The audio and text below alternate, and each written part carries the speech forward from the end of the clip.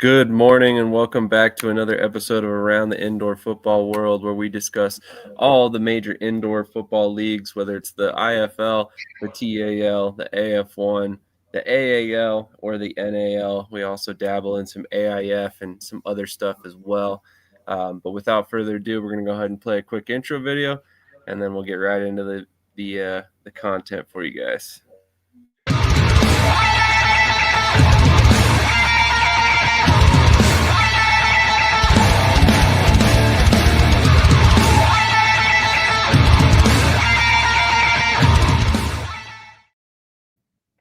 All right, today's show, before we really get into anything, is going to start on a little bit of a somber note. I'm sure if you follow the Sioux City Bandits, you saw this graphic posted last night at some point. Jalen Abdul Kareem has passed away. We wanted to kind of observe a moment of silence for Jalen, and then also we're gonna take a little extra moment. This was something we were supposed to do a couple weeks ago for Paulo Ortiz. So hopefully you guys can all kind of just sit at home and take a moment of silence for both these guys that we lost. We're kind of an indoor football community, right? So one way or another we're all tied together. So kind of honor this man's loss and everybody else's loss, and we have a panel member today that was affected by this as well. So without further ado, we'll take a moment of silence and then we'll get into the normal show.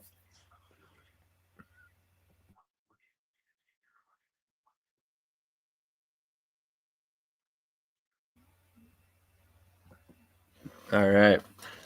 Now, Coach, obviously I know it's been kind of a tough couple days for you, but other than that, how are you doing this morning? I'm making it. It's never easy losing a player, uh, but losing a player who's more like a brother that hurt even more. You know what I mean? I've been having coaching AK the last 3 years. He actually just signed his contract to be a Dallas Bull. So it's crazy because I just talked to him before the incident happened 3 hours ago. He was ready. He was ready to put on for South Dallas. That's where he from. That's where he live at. And he finally first time he get to play at home in front of his family in arena football, and that was gonna be special for him. So to lose him after being around him for the last 5 years, uh, it's crazy. It's mind boggling. Uh, I'm still trying to wrap my head around it. Talked to his mother for a couple hours, and me and her just went back and forth, and my prayers are with her and the family. I love her. I love all them. They always treated me like I was part of the family ever since I met them. She always knew I was gonna take care of her son and do right by her son. So she she she made a call to me and just let me know what happened. And just for people to know, it wasn't nothing tragic or nothing like that. Just natural causes. She came home and found him on the floor, unresponsive, and it had something to do with his health. So the Lord works in mysterious ways. I'm glad he wasn't taking a tragic death. So Um, I'm actually shocked to hear that. I mean, natural causes at his age is kind of surprising to hear. I actually didn't know Jalen myself, so um, I never got the pleasure of getting to meet him in cross paths at any point. But I've had a lot of people. I've seen a lot of people outpour of support, and you can generally know what kind of person they were by the people they were surrounded by, and it seems like a lot of good people surrounded him. So obviously must have been a good person himself. So, Krish, how are you doing this morning? I'm doing good. It's really sad to hear. Obviously, I had Jalen on the show twice. Just a great guy overall. I remember in 2023 when he came up and played us when he was with Sioux Falls. Just a really, really good guy, really competitor. So, wish him and his family well during this tough time. But I just, I'm doing good. I'm excited to get this show going. I feel like we made a couple good moves this week. I think we're kind of building back the pieces of our roster that we need to build back. And, we still have some ways to go, but, it's early on, so I feel good. For sure. Absolutely, completely agree. Um, so where do you guys want to start this morning? You want to start on the IFL then? Let's go with it. All right, sounds good. So one of the aforementioned moves that Krish was referring to, and I'll let Krish kind of jump into this one for us, but the signing of Axel Perez. We were just talking about this off camera. Krish, what are your thoughts on that move? Yeah, so I just start by saying, last year our special teams unit. I mean, Josh Gable. He's a dear friend of mine. He's a brother to me. Obviously someone I talk to, quite frequently. But sometimes, you got to make changes. And Gerard went out and he signed, a really quality kicker. You see it on the board, 2024 Special Team Player of the Year.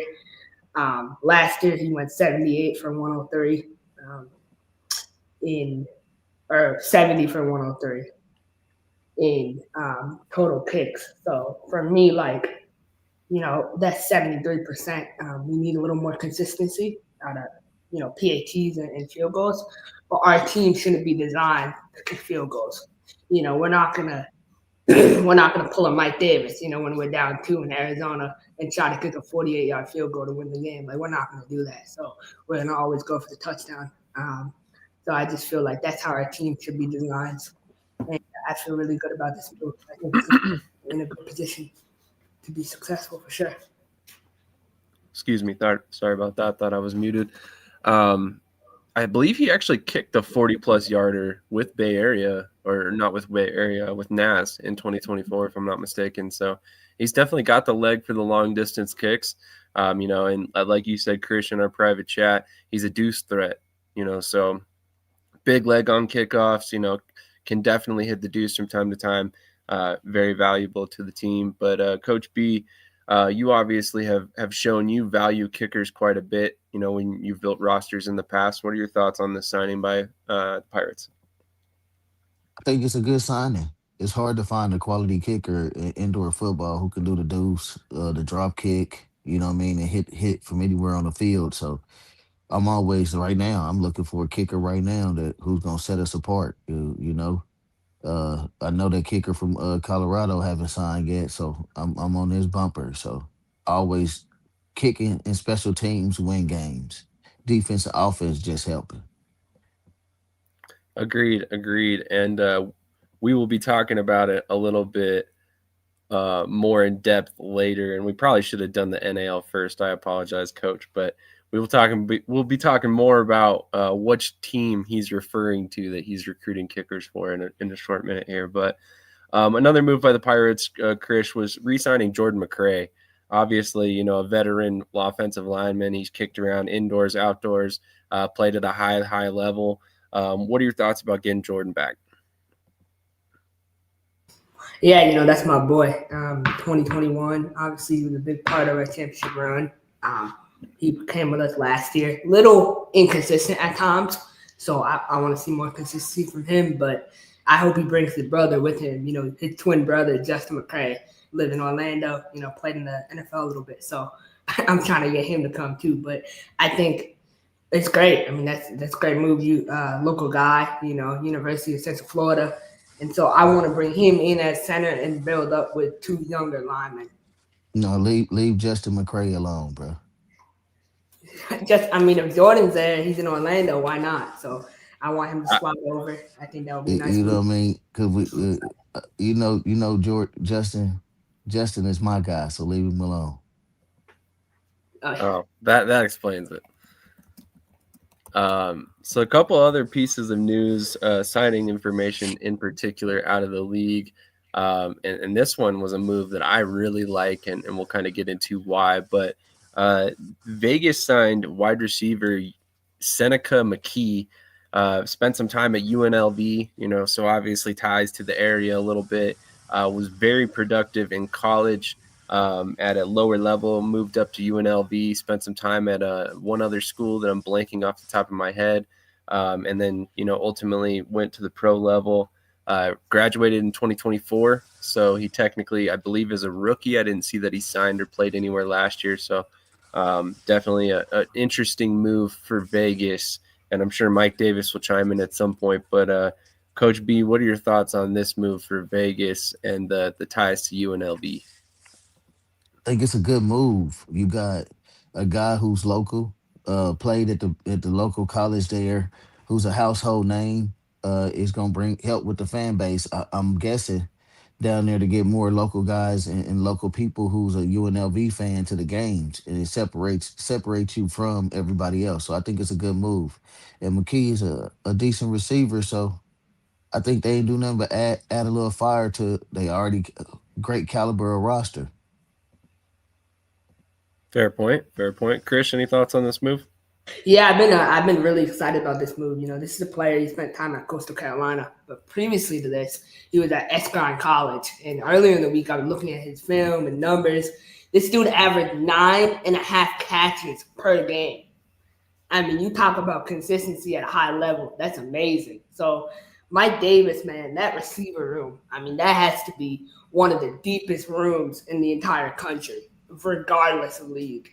They got dogs in that room, and that's going to be such a good receiver. This is a guy, you know, he's not going to necessarily stretch the field, but he's going to get you the first down. He's going to add an element of consistency. You know, he played at Coastal Carolina and he played in 2024. Coastal Carolina had Noah Kim at quarterback, who's the quarterback at Eastern Michigan now, who couldn't throw in the middle of the field, right? So this guy thrives in the middle of the field. And now he had Jaden Delora. I can't wait to see what this guy does. I think he's going to make the roster. And I honestly would put bets on this guy being a starting receiver for Vegas next year. So, Whoa, that's big. yeah. That is a bold claim.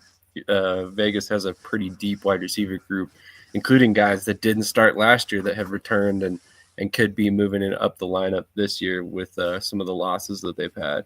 But another move that we're going to I, talk about. hey Uh, Sam, I remember another team who had a pretty nice lock wide receiver room, and it didn't pan out during the season. So I hope I don't see a replica of that when Carolina had that all star wide receiver crew. you're not wrong. You're not wrong. Honestly, I mean, I don't want to say they're necessarily investing anymore at any one position, but it does seem like they have a load of talent at wide receiver, and maybe that's just how it's unfolded. Sometimes you shoot for the stars and you recruit high level players and you get them every single time, and it just depends on the position, but. It does seem like they're overly stacked at wide receiver, but I don't think they're necessarily ignoring any other position either. Um, Right. the last piece of IFL transaction news that I thought was kind of big is the return of Jason Serta. Mm. This dude has spent his entire life in New Mexico, and I actually think the 6'2", 190 is not accurate. Pretty sure he's like 215 pounds, roughly somewhere in that range.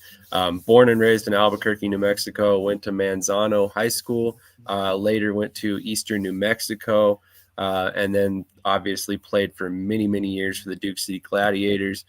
Former CIF Defensive Player of the Year is one point as well. So love to see this move back.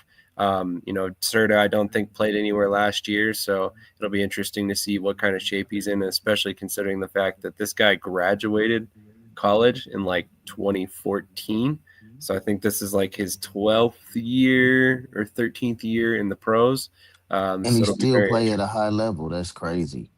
Yeah, great guy too, by the way. I've had some run-ins with him through the years with our ties with the Duke City Gladiators, and it was always a very nice guy and easy to deal with. So at some point, I'll have to try and get him back on to discuss his return to indoor football because I'm sure it was an interesting decision by him. But any thoughts on that move, Chris or Coach B? It's a good community signing. I mean, I think Yeah, in my opinion, I think he might be a little washed up, but I think it's still good. You know, he's known in the community, he lives there, he's local, and he's better than the linebackers they already have signed. So I think honestly, that's a good move. You're upgrading that position. I do want to give my Vegas Nighthawk hot take that I had. I was thinking about this all week. So I'm gonna give it before we move on. Deshaun Stoudemire will take over and be a wide receiver one this year. for Vegas. That's my hot take. I think Randolph would take a back seat. So I don't solely agree, but I don't disagree either. I think that wide receiver room is so stacked, anybody can could become the number one because they're gonna be so hungry down there. And when you got a lot of guys who hungry, sky's the limit on what they can do on the field. Jason Serta, a lifetimer. It seemed like in the IFL to me. So it was a good move to bring him back. Good fan base move. Like I said, Chris said the same. I feel what Chris said. I don't know if he's going to be the same Serta that we've always seen, but hey, he might get moved down the D line and make an impact. He could. He could. I think he's played some D line in the past, if I'm not mistaken. Mm. Wanted to run through a couple comments real quick. Brian Mathern tuning in, and as always, thank you for your support. As always, Brian. FCF backdrop. Yeah, anybody who knows me well, I'm a huge FCF fan. We had a lot of coverage for the league here on the network back when they were running, and honestly, I was very disappointed when they went away. Very unique style of football, and the TAL's kind of taken up that mantle since they've left, in my opinion. Mike Davis says Seneca McKee spent 2025 recovering from injuries. I do remember seeing on his background that he had a couple injuries that were rough. Um, Or glad it to, was Serta. I think he said that about Serta. Coach Davis, you want to specify which player you were talking about? But either way, probably accurate as far as them both. I know Serta's had some crazy injuries. He says Serta. Adam Show tuning in. If you have not followed the World of Football, make sure you go check them out. Great content.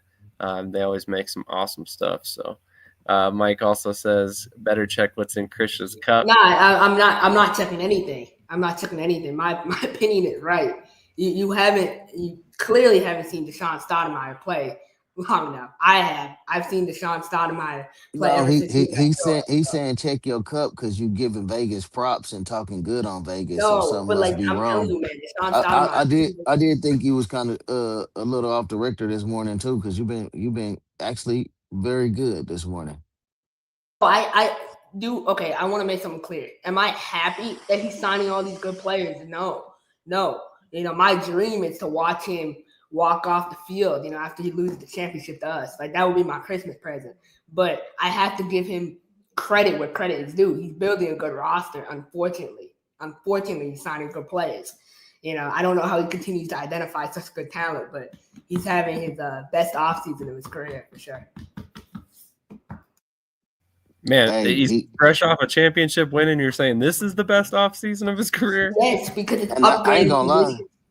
and he ain't even got in his bag yet like he was in Nebraska Danger. That's where some of his best recruiting and stuff happened at. So once he really get comfortable in Vegas, he'll get in his bag, and you're gonna see a different roster.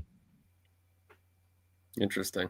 It's going to be interesting. He says, "I do believe I have seen enough of Stoudemire. We did sign him. Yeah, I would argue he has a good idea of what kind of player he went and grabbed. There was a reason why he signed him. I'm sure. So it's definitely going to be interesting to see how he fits into the offense. But like I said earlier, there's an embarrassment of riches at wide receiver for that team right now. So very excited to see what they can make work with the whole unit. Keep in mind, you can put three receivers on the field at once. So you can rotate guys and find a way for all of them to get involved, and nobody necessarily has to be left out. But one other big piece of information coming from the IFL, or I think it's big, I think it's an awesome scenario coming out of Green Bay, is this partnership between Green Bay Blizzard and the Green Bay Phoenix. The Blizzard will be suiting up in an alternative jersey for the Saturday, April 18th game. So it's going to be kind of a partnership, much like we saw with the Jacksonville Sharks last year with the college down in their area. So I actually really like this avenue for partnerships for the IFL because I think it's something that makes a lot of sense. You can tap into a college fan base to get kids to games and stuff like that. Maybe spread the word at the younger generation. But what are your guys' thoughts on this? Let's go to Krish first. Yeah, I think it's a great partnership. I mean, Green Bay, University of GB, it's just really, it's a great school. Their head coach has gone, on Twitter recently.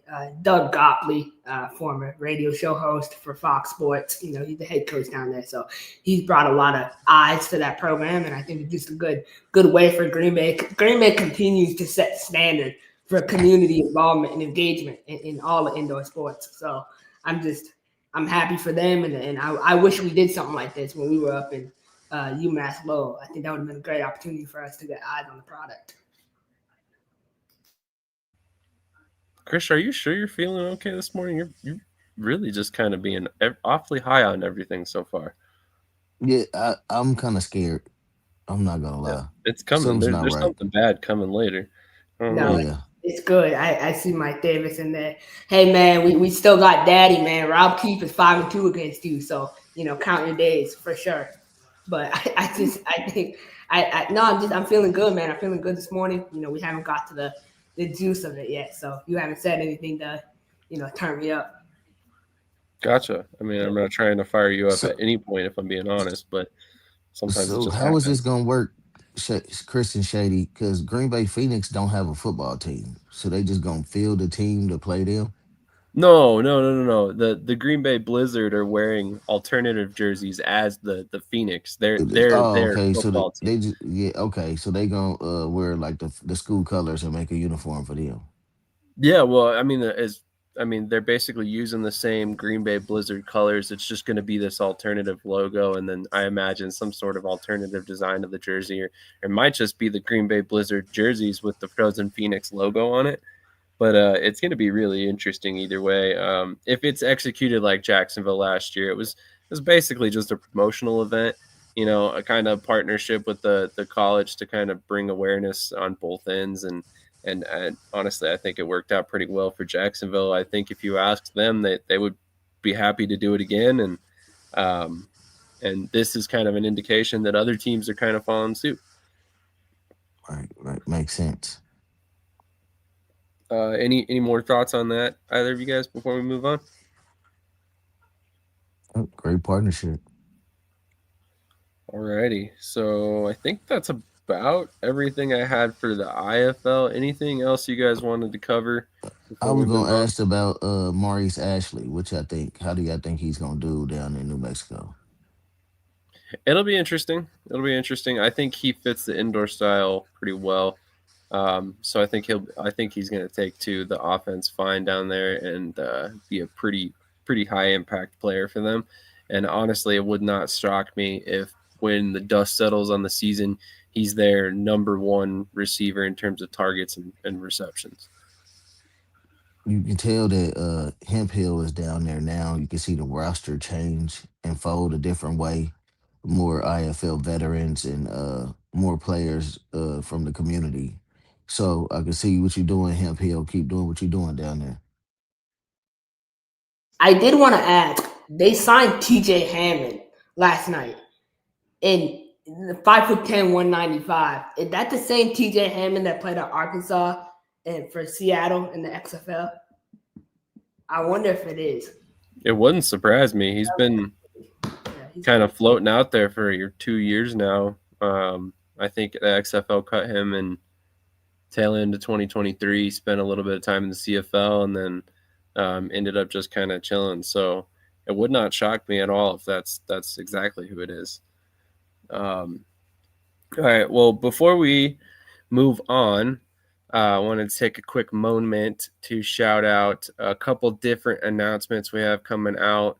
The main one is a new partnership, which I'm pretty excited about. So we have partnered with the Columbus Lions for the 2026 season. We will be running an advertisement for them and shouting them out, much like we do the Wheeling Miners and the Omaha Beef. As you guys know, the Columbus Lions has moved to the AAL. They are working on trying to promote their next season. And it just so happens that we have a really good suggestion in the chat. So hopefully Roger Beck is still watching, because I think this is something that would be a great idea. But We've talked about some of these partnerships that people have talked about, or with the colleges and the indoor football teams, and obviously fans seem to love them. But here's a suggestion for Columbus in particular. Columbus could do it with Columbus State. There are a ton of teams that could do it across indoor football, but I would love to see this trend continue. Obviously we've got the partnership with Kentucky and the Barrels, which, so I'm sure we're going to see plenty of different iterations of that. And then we have other schools that are kind of partnering with teams as they're coming out as well. So it'll be interesting to see how these partnerships grow in the future. Quick, ask Krish if he still thinks family can wait. Awesome. Somebody's been paying attention to the show when they quip about an episode that's like 4 or 5 episodes back. I think if you love this sport and you love this game and you love your team, you'll sacrifice anything. So that's still my opinion. That's what I've always thought about our guys. If you really want to be here, and as long as no one is dying back home, yeah, I mean, you're good, man. You can come and you can play and compete at a high level. So nothing should distract you from your dream.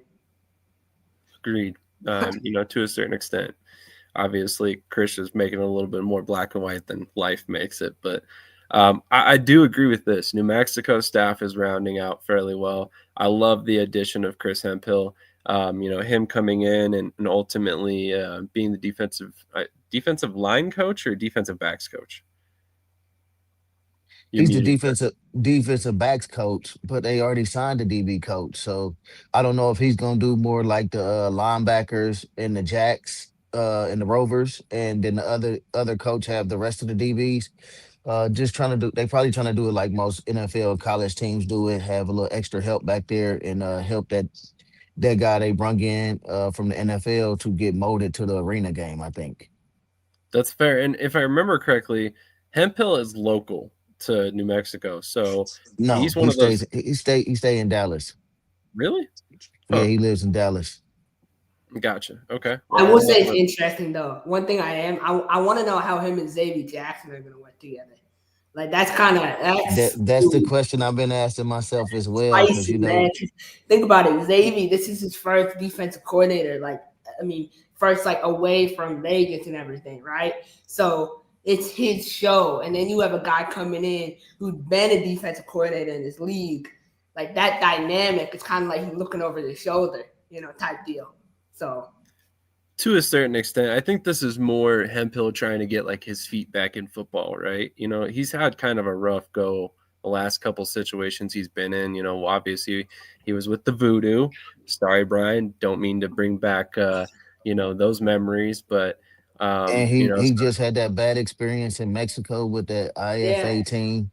Exactly. So I told you that was going to happen. He was going to get stranded with no food or water, but no one wanted to listen. But it really sucks, man. I mean, I'm glad he's back in New Mexico. I mean, I think he's trying to, like you said, plant his feet back in. But it's really interesting. Like I just think Xavier is going to be extra, territorial because this is his first opportunity away from Vegas. So, Xavier is territorial anyway, without the coaching. So, well, on that note, quick aside. Chris Hemphill will be joining us 12/20, December 20th at 9 a.m. Eastern time for an interview. So we'll discuss a couple things. They have a tryout coming up. Obviously his addition to the team, his role in the player personnel department, a couple other things. But awesome. So Roger Beck is still here and watching. So he did see that suggestion about Columbus State. So what's up, Mr. Beck? How you doing this morning, man? I love what you're doing with the Lions, man. Keep it going, and with the AAL. Agreed. Krish, are you really short? No, honestly, though, I'm gonna have to take a picture of the chair. This chair is huge. No, this ain't your normal chair. This is like he's really that short, guys. Don't let him fool I don't you. know, He's man. really This that chair short. It's not the chair. It's not the chair. All right, bet. We'll see, man. I mean, like my thing says, young Messiah. So I gotta have a type of chair that can, fit this. I'm not gonna go too much into it. But, all right. On that note, we're going to take a quick commercial break. Shout out a bunch of the sponsors that make this show happen. And then we'll go ahead and come back with some NAL information. But by the way, one thing I wanted to shout out is, last night I went through my Facebook following and kind of invited a bunch of people to follow a bunch of pages. If you follow me on Facebook, you probably saw those invites. Just go follow your local arena football team, even if it's not your team. Go follow them anyway. All of that stuff ends up assisting those teams in finding ways to monetize their content and all that stuff and support the team long term. So let's do whatever we can to try and We help these teams stick around. Don't Roger we don't got a let says, me good tell them. question in the Don't let me chat. tell them how much I spent on a hat. Don't let me tell them that. yeah, That well, Hey, Krish, you have a hat or a jersey or a shirt or something from yeah, everybody, it seems like. $16, including $2 shipping from Vegas. I spent $18 on Black Friday on a hat. He couldn't even send it for me for free because he's a cheapo. But that's what it is, man. oh You know, wow. I know it's Hey, crazy. Whoa, that you whoa, see that whoa. comment from Caleb in the chat? I haven't heard that, but that would that be? I've never heard nobody doing that. Yeah, Roger, maybe you can explain this a little bit. So I'm glad somebody brought this up, and we were going to bring this up in the AAL section. But Columbus and San Antonio recently posted some pictures together. And honestly, it seemed fairly innocent. But I was curious if anything else was going to come out of this because it was something that definitely didn't. Like you said, Coach, it's irregular to see teams from two different leagues hanging out like that. So it was interesting to see. So we'll see what happens. But Roger, if you want to kind of elaborate on how that came about, what that all was all about, or what's going on, that would be great. Do your feet swing from the chair? definitely does. How's Miami, Krish? Did No, you I, do I got this what you hat on wanted to Black do? Friday. It was cheaper than the Vegas hat, but we won't talk about that. Make sure you guys are hitting the like button. We only have 3 likes up on this page so far.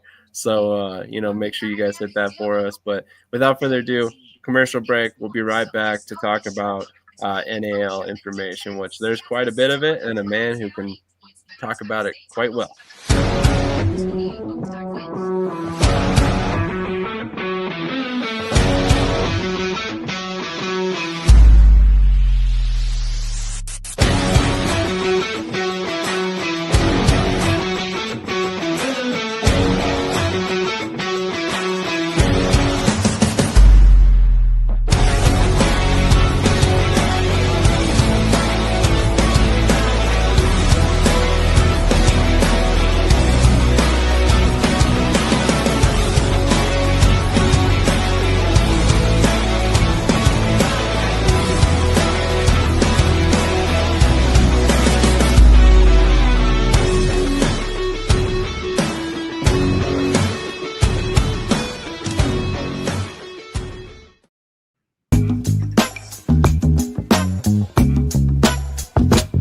I'm just being myself, cool as can be. When I'm being myself, you wish you were me. It's so easy. Get out your own way. It's just so easy.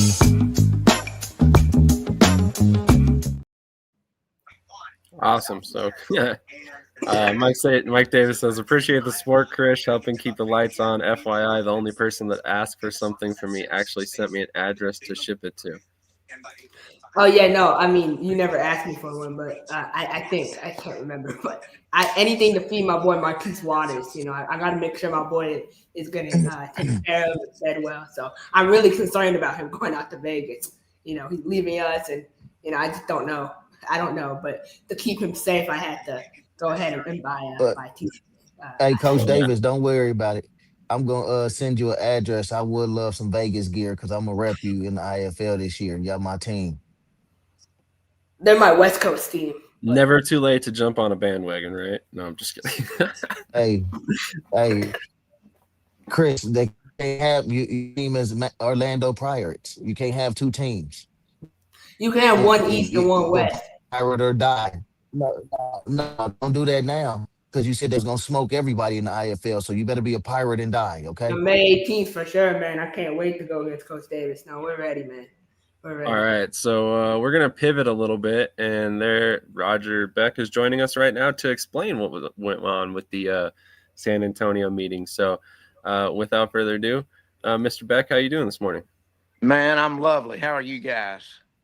Doing great. Thank you so much for joining us. So, obviously, like we just mentioned, there was a lot of questions about why that meeting kind of took place. Can you elaborate on that? Yeah, it's pretty easy. So I have a residence in San Antonio. My wife is from there, so I go to San Antonio a good bit. And general manager Corey Black and our head coach Damian Daniels went with me, and we went to a Spurs game. And while we were out there, Damien knows the coach from the Gunslingers, so we went by their facility, and one of the owners, Randy Carroll, was just very gracious and showed us their facility, and we just compared notes. I'm always trying to learn. I'm still real new to this, and that their facility was wonderful. They had an arena-sized practice field and locker rooms and showers and offices. It was just really impressive, and they were very gracious. And there's nothing going on behind the scenes. We just comparing notes and enjoying being indoor football guys together. And that's everybody to know. Hector, who does our balls and jerseys and things, he is in San Antonio as well. So we were also able to meet with him and see some samples and put some orders in. And I just always, like to put a face to a name of people I'm dealing with. And more people you can know and network with, the better I feel this sport can be. Absolutely. Honestly, I think one of the greatest powers you can have in life is knowing what you don't know. So, going and consulting with people who have been there and done it is never a bad idea. So, I love that. I'm glad to hear that not only are you guys connected and not necessarily rivals, despite the leagues that you may participate in, but you're exchanging information and hopefully helping each other become more solvent in the future. Yeah, in the arena league, in the arena leagues, you all need to be friends and all need to be rooting for each other.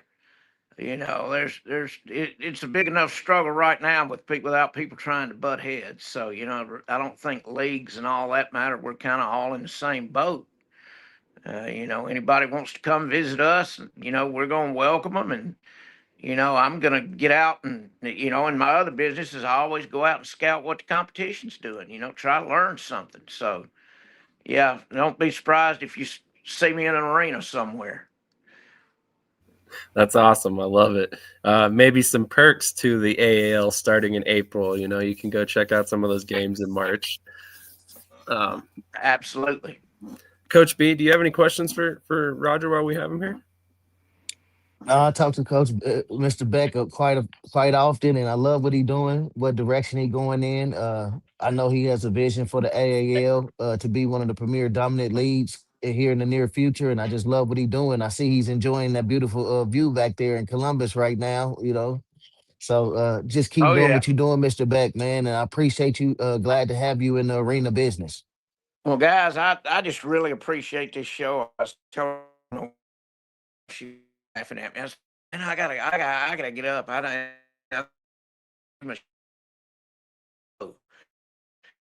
She's like, "What are you talking every Saturday?" We love that. Thank you so much for tuning in every week. And honestly, it's men like you that have kind of built this show for us, if we're being honest. So it looks like we lost Roger there for a minute. Oh, okay, cool. So thank you so much for your support as always, sir. We really appreciate it, and we look forward to seeing what the AAL has in store. We were actually going to talk about it a moment ago, and I guess we can talk about it with you here on if you got a moment. But Sure. um, good morning, bud. This past week in AAL2 Turf Talk, there was some teasers about some large announcements coming up for the league, over the next couple months. I'm very excited just based on what I heard, and AJ hasn't given me a lot of information about what's coming, but he said we can expect some announcements from the league over, maybe January, about some interesting things coming up. Yeah. Well, yeah. It's everything. There's some possibilities out there. You never want to count your chickens before they hatch. Absolutely, absolutely. Which is why I'm sure AJ's not telling me too much about it. But I know there's a lot with the league that I'm very excited about. So I'm excited to see how the 2026 season comes together for you guys. And thank you so much for your support as always. And obviously Yeah. we're all in on the AAL. So hopefully this ends up being a great season for y'all. All I right. do got a Thank you so question for much. you, Mr. Beck. Yes, sir. Where do you see the AAL kind of going with the next 3 to 5 years? I know they got the Well, motto of AFL two, and like how the old AFL two was, which our AAL and AAL two league. How does that benefit and give you a stronghold over other leagues as well, having a feeder league? I don't know about having a stronghold over other leagues, but we are, we've all had this discussion. My vision's a little different than yours.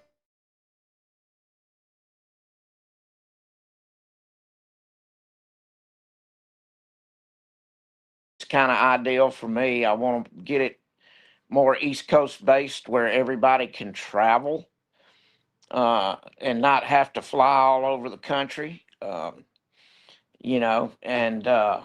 I'd like to have a 10 game season and then playoffs after that because, like I've preached before, I just don't feel like we can compete with high school and college and professional football in the month of August and September. So, I'm an older guy. Y'all probably don't all remember this, but when the USFL started, it was really, really successful.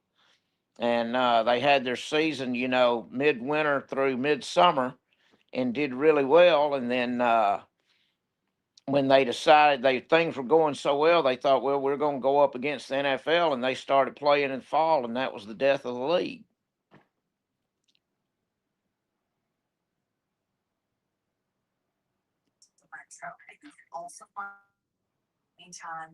Love it, love it. I think the vision you got and with the other guys, I think it's gonna take the league to a new place. Well, that's our plan, but I do sometimes less is more. So I did want to ask you, one of the signings you made is you re-signed DeAndre Brown, a player that was let go last year. I know he's a fan favorite. How important was that for you to kind of get him back with the Lions? according to Damien, it's a real big deal. I'm kind of deferring to Damien on the player decisions. I know what I don't know. Going to be a little weird for me not coaching, which I've done for 25 years. But Damien seems to think it's huge. He's a great fit for us. We're playing by different rules than we did last year, so there will be some roster changes to accommodate that. But I think we have a really strong roster. Chris, you probably know some of these guys better than I do, but yeah, we're building a really strong roster. Got some great athletes, and just can't wait to kick it off. Got a lot of work to do between now and then, but yeah, want to be ready to roll. That I know very well, Bart said back. So I know y'all got a good gym in him, and I can wait to see what he does this year. Oh yeah, yeah. I think it's going to be a great year. I got kind of a couple comments for you. One is just impressed, and then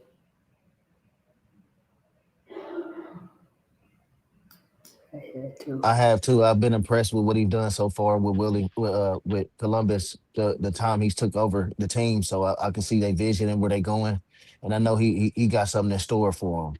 Columbus and Willie matchup is going to be one to remember. I can't wait to see it. Oh yeah, that's going to be great. That's kind of turning into a good rivalry. Like I said, there's mutual respect, and yeah, we're looking really forward to that.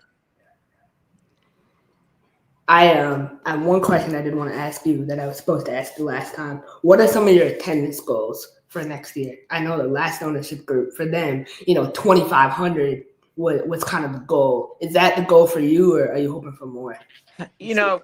I'm on. Yeah, I want to. Shit, I want to fill it up.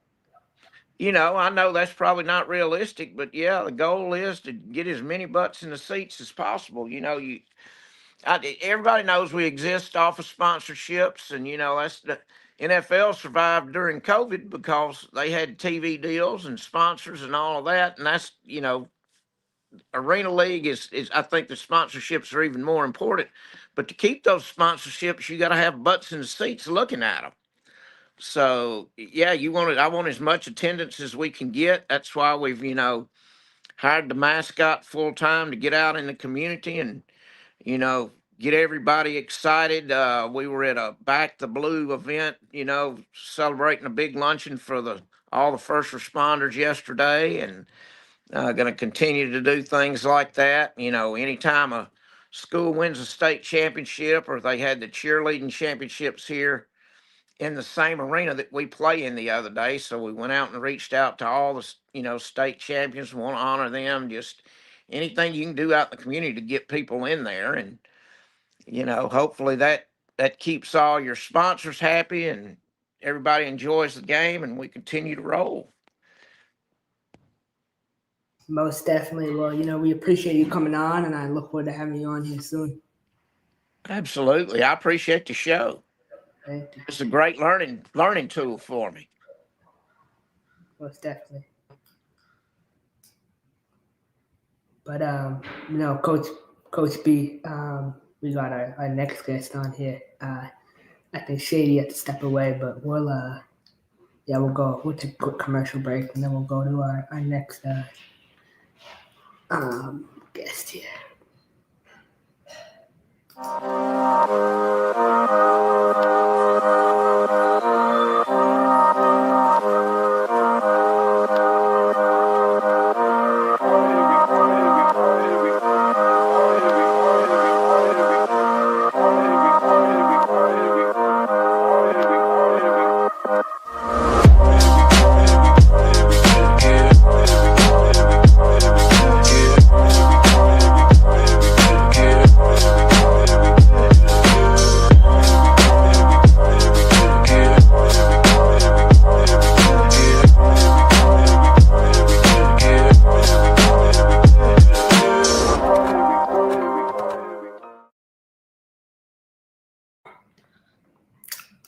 So I'm really excited to introduce our next guest, man. This is someone who I've had on multiple times on the channel. New Northern Arizona Wrangler quarterback, Jeremiah. Jaren, what's good, my boy? How you doing?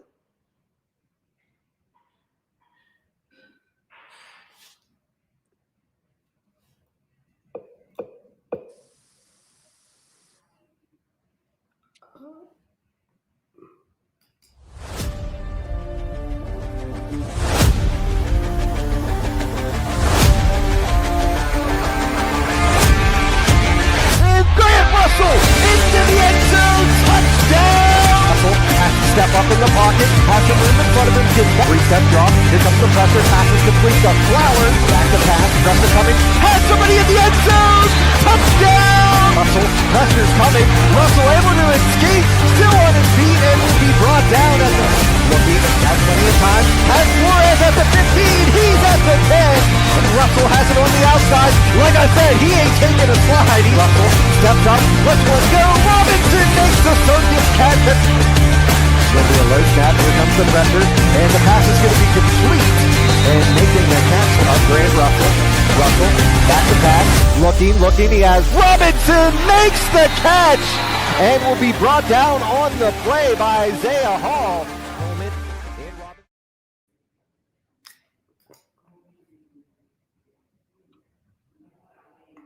What's up, man? How you doing?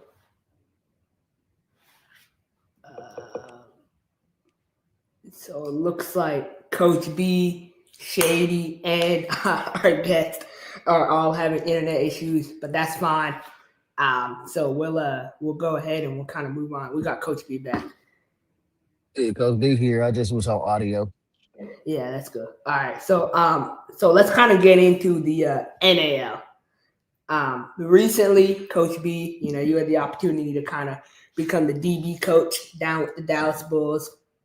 Kind of talk to me about that opportunity and what drew you to the Dallas Bulls.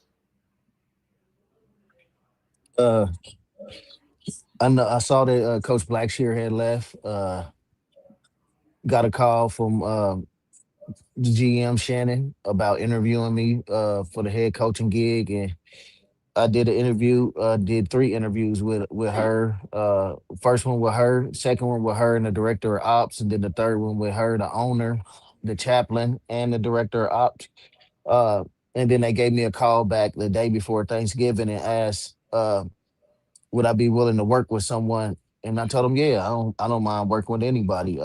They wanted to do like a Pueblo situation, but then we decided to just go a different route, and I became the D coordinator, DB and linebackers coach for the Bulls. Robert Kent took over as the head coach, co OC and quarterbacks coach. We got a nice staff we put together down there with Andre Hendricks as the running backs and run game coordinator. You got Coach Red of the O line, D line, one of the best offensive and defensive lineman coaches in the country. You see him on the sidelines every weekend with Deion Sanders out in Colorado. He's one of the head of security and run Deion's youth organization, Pac Prime. He's won a couple championships with the Revolution and the North Texas Bulls. Kent won a couple championships.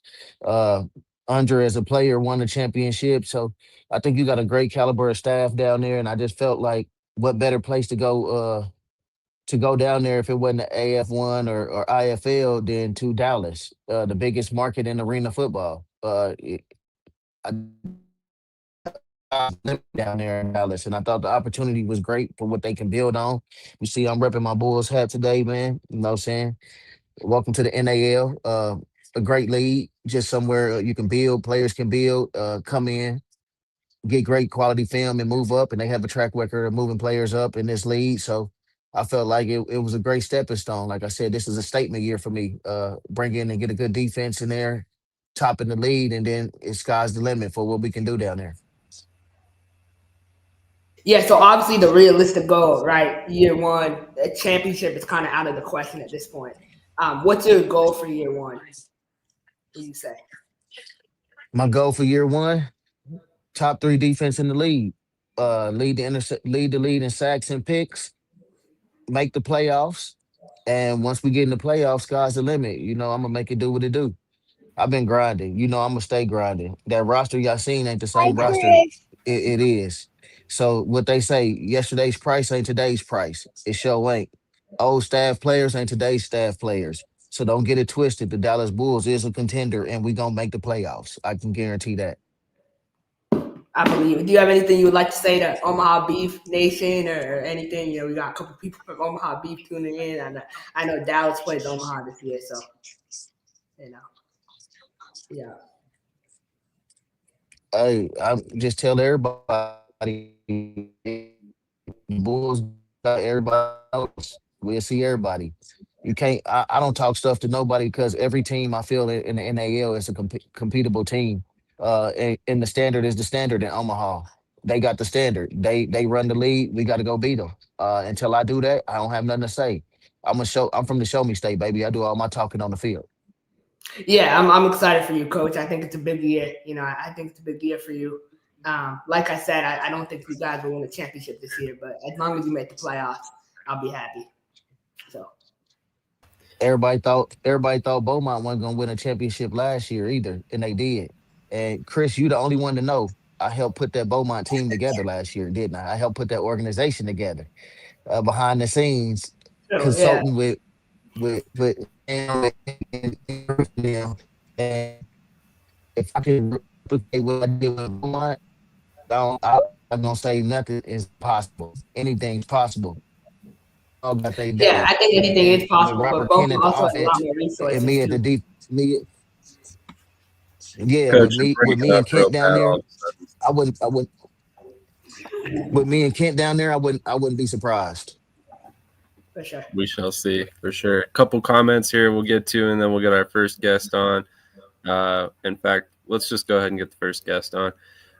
Without further ado, we are joined by quarterback and athlete Jaron Myers. Mr. Myers, how you doing this morning? Doing good this morning, man. I'm happy that y'all have me on the show. Absolutely. Thank you so much for joining us. So I know you've signed an IFL contract. I'll let you go ahead and mention the team you signed with and go ahead and give us your thoughts on what led you to sign that contract and why you feel that's a good fit for you in 2026. Yes, I recently signed with the Northern Arizona Wranglers. Uh, I'm excited. This is, I guess you could say, my second opportunity at the big stage. Uh, I just wanted the higher level of competition. I wanted an opportunity with more eyes on me. I think I could fit right in. I think some of the things that I bring to the field is, will translate over to the IFL. Uh, I love what the DC talked to me about Coach Hendricks about my role with the team and everything like that. He also said that Coach James wanted me as well. When they watch my film, they love what I could do, the versatility I bring to the team as well. So, I'm just staying ready for my opportunity. Hopefully it's whatever they ask me to do, whether it be quarterback or something else. But I'm just ready to make an impact with my new team, my new teammates, get to know them. And I'm just itching to, I'm itching and waiting because I finally get this opportunity, this platform again. Very nice. And you played with Corpus Christi previously, correct? I was with Cedar Rapids. I was with the Nashville Cats from like February to the end of March. It was a blessing to be under Coach Arbet and learn some things from him and everything like that, and just learn the game of arena at that elite of a level, if you know what I mean. Because I played at some small tier leagues, some semi-pro leagues, and just to be in that room and see all the talent that we had, the veteranship that I had in there. I was there with Cato, my boy Tyler now, Dad Coca. I learned some things from him. It was just very good for me to get some things from some players. The first vet that kind of took me under like his wing with the Nashville Cats was Kenny Ville. I got there for report day. I was in the hotel lobby and I was kind of looking like a stray dog, and he said something to me.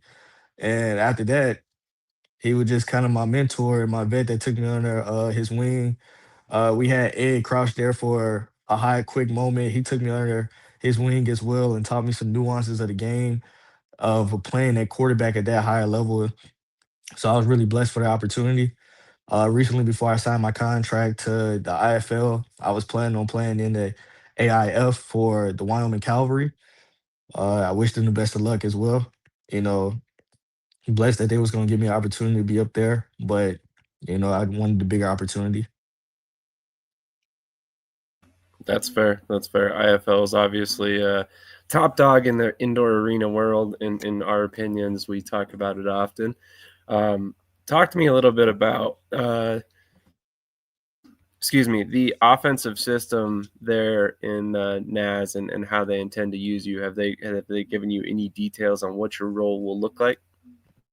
I'll be playing, quite a few. It'd be let's say I'll be a triple threat player. So, if Raymond goes down, I might step in at quarterback. They might need me a receiver. And Coach Hendricks, the reason why he said he loved the film is because I played a little bit of DB as well. So they might need me on the defense side of the ball as well. They told me that's what my roles were going to be, and that I got pretty decent opportunity to, pretty much shoot up every game if I take care of my business throughout training camp and stuff like that. Absolutely. Chris, do you have any questions for Jaron? It's good to see you, Jan. My first question for you is kind of on the IFL, right? How much of a kind of competition league do you feel like you'll be from the AF1? Uh, I wouldn't say it would be. I don't think it would be a whole lot, like bigger, because in the AF1 there was some dogs too. You know what I'm saying? I'm not gonna sit here and lie to you because I didn't play with some dogs in the AF1 that came from the bigger colleges and stuff like that. I think that IFL is gonna be on the same type of level with those same type of athletes. You know what I'm saying? It's a bigger jump for me from both leagues because of just the type of college that I played at in the NAIA world, and the D2. So you get to those type of level of football, and then you kind of see what actual football really is when you're not playing against somebody just 6 foot or maybe 6'2" on a good day. Fair point. Fair point. Um, man, how do you go about preparing playing or for playing multiple positions? I mean, what does a typical day of practice look like for you specifically? I got a personal trainer back home. His name is Coach Shaw. I see him most of the weekends. We link up at the field, and I either go through my quarterback mechanics. He'll have me working ladder drills and footworks to keep my feet quick, going over techniques of catching the football as a wide receiver. Then some days I come out there, work my hips, work my feet, getting prepared as a DB. But I think for the most part is me playing multiple positions and quarterback specifically. You kind of understand what to look for in a wide receiver, what you want to be. You want to be a quarterback, front. You want to be quarterback friendly. You want to be their favorite target. And then as a DB, you kind of also look at what the quarterback is looking for. Eye manipulation. Are they going from left to right, or are they going right from left? Like, what is it to read? Makes sense. Definitely makes sense. I mean, I imagine once you play quarterback, most other positions are a little bit easier to kind of pick up, and you're kind of only focused on one role at that point. So, I could definitely see the benefits to that. Chris, do you have any more questions for Darren? Tell me a little bit about like the kind of guy that Naz can expect to get, or the Naz fans can expect in you. Nas will be getting a hard worker.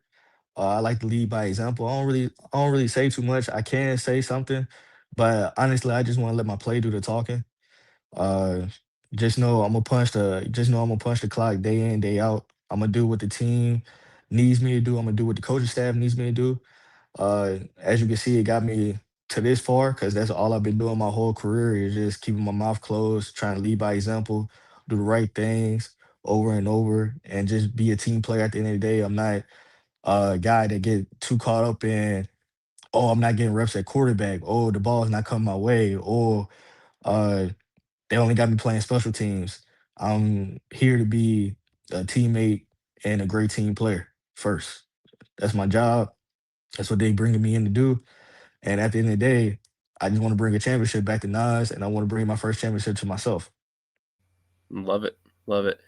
Any final thoughts for anybody out there watching, for family, friends, fans, any of that?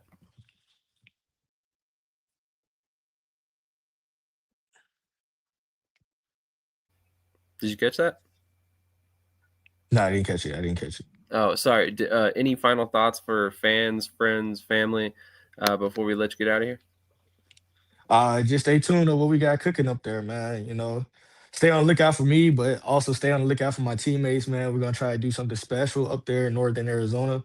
I already got some love from some people up there in that area, so I know they really care about the football organization that we got, and just know that Coach James and the coaching staff are trying to put together a winner. And I think we got a pretty good chance of doing something special this year. Absolutely. Out of curiosity, where are you originally from? Nashville, Tennessee. Oh, okay, gotcha. That makes sense. So, real quick, where can fans find you on social media, and how can they support your journey as a football player? On Instagram, they can find me at d1.jaren. On Twitter, it's just Jaren Myers. Facebook is just Jaren Myers. And on TikTok, it's D1Jaren. We have one more question before you get out of here. If you couldn't be a quarterback, what position would you prefer? Uh, Apparently, we got a couple questions. Uh, I say wide receiver. Gotcha. That makes sense. You want to get the ball in your hands still? Yeah, Uh, yeah, yeah. One more question. What are the things that help you settle in, stay focused, and actually feel at home in a new city when you join the team? That's a great question. That's a great question, man. And you know what? The crazy part is about that. So I did a stint in the TAL with the Iowa Woo, and I didn't fly that trip. I drove 9 hours and then I had to do a walkthrough right after I got the road for like driving 9 hours. And honestly, it's just I guess the way I settle in is just talking to my mom, talking to my family, talking to the people I care about, I love the most, and just letting them know that I'm okay. I try to just talk to some of my teammates and everything like that, and just see some of the cities so I can know where is like what's a good spot. Some cities I might know from that, like some places I might know from Nashville and things like that, and just listening to music. That's why I do to settle in. Absolutely.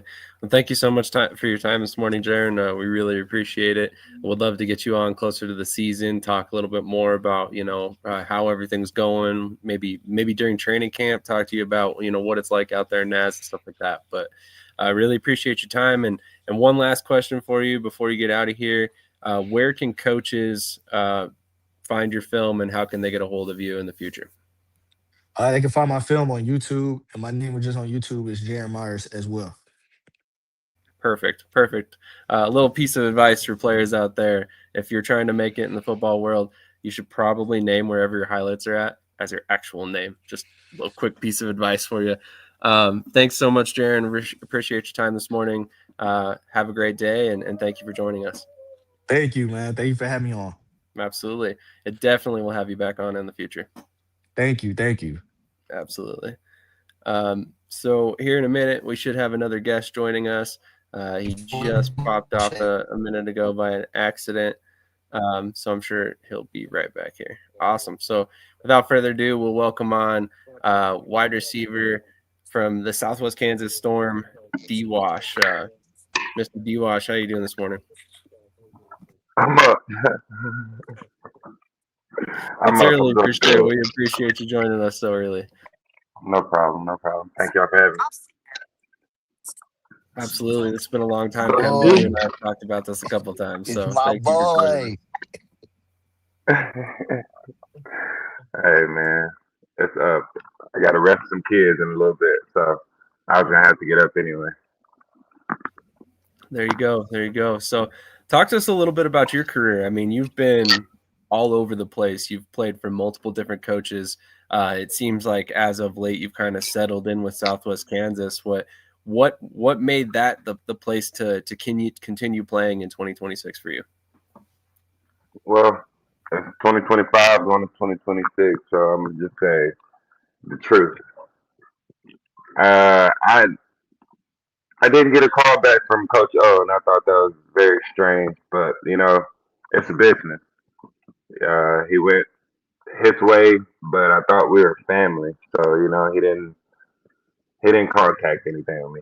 That broke me, to be truthfully honest. So that's what got me to move around. I was going to go to Wichita, sign with them, had a good talk with Coach Solomon, and that fell through. All in the whole scenario, as everything was going on, I was hearing back talk, or not back talk, side talk about Southwest Kansas through Detroit Matthews, who I call Twin, and eventually it got there. I talked to him and told him, he put me in contact with Coach Thomas, and the rest was history after that. Absolutely. Kind of interesting situation how everything unfolded with Wichita and everything, but we're not going to spend too much time on that situation. That's the story for another day. Coach B, do you have anything for D Wash? Man, D Wash, that's my boy, man. He know what it is. We go a long way. Uh I see you like Sam said, you found a home in Southwest. What made Southwest feel like home to make you want to come back this year? What does Coach Thomas do out there to help players become comfortable with Garden City, Kansas? Dodge City, Dodge City. But Yeah, Dodge City. what I'm saying? If I'm gonna be there, I gotta rep the whole city. So Dodge City, Dodge City. Nothing wrong with Garden City, but where Dodge located. It's really what doesn't he do? So like they took a chance on me from hearing a lot of side to back talk, and that's how far I go with that. Um, so I guess, labeled as this and that player.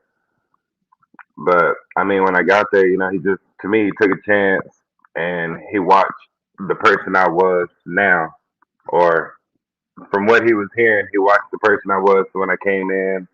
I probably had one hiccup. It was nothing big. Just said Dairy Queen. So other than that.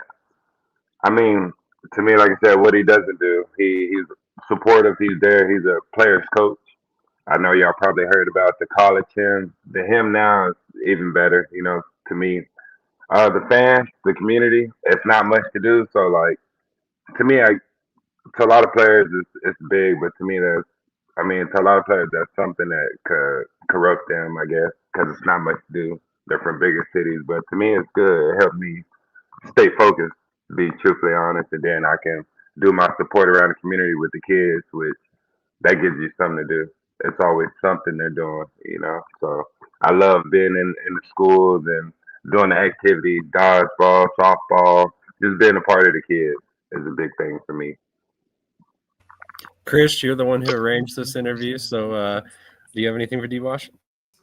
Good to see you, man. I appreciate you coming on. No, my question for you is like, how excited are you to have some consistency at the quarterback position with Matt Stuck coming back for 2026? Well, to be honest, I only got glimpses.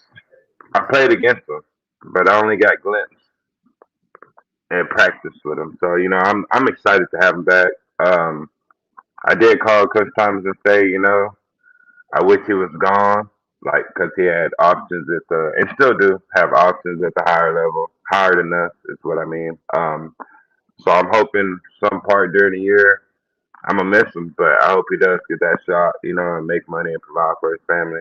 I'm never the one to shortstop that. So that was the first thing I said when Coach Thomas told me he was coming. It's like, man, thought he was gone, but of course I would love to have him. I mean, he's a good guy, funny. I didn't expect what I got from that, but he's real loving. He's cool, consistent, so he can throw the ball. He ain't afraid to run, but I didn't get much last season because he came closer to the end, and we had our guy, and Jalen did good for us last year. But I'm excited this year. He actually gets to throw to me. I mean, if he wins the spot, but we're favoring him at the moment. So. But yeah, I'm excited. I'm excited. It's kind of funny if he wins the spot. I think he's got a little bit of an edge being there for 3 years now. Although it was just a small stretch there last season. But I love this comment by Ricky Burtz. D-Wash truly has had a Hall of Fame career that should be considered by the decision makers within the league.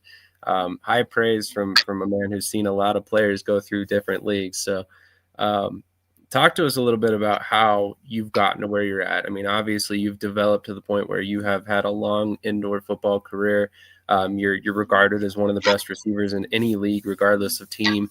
What makes you strive to be so great, and like what has kept you going so many years to this point? Well, thank you first, Ricky Burks, for saying that. Also, I can't not say my family, saying they're supportive. But really, the children, to me, is big about the kids who come there.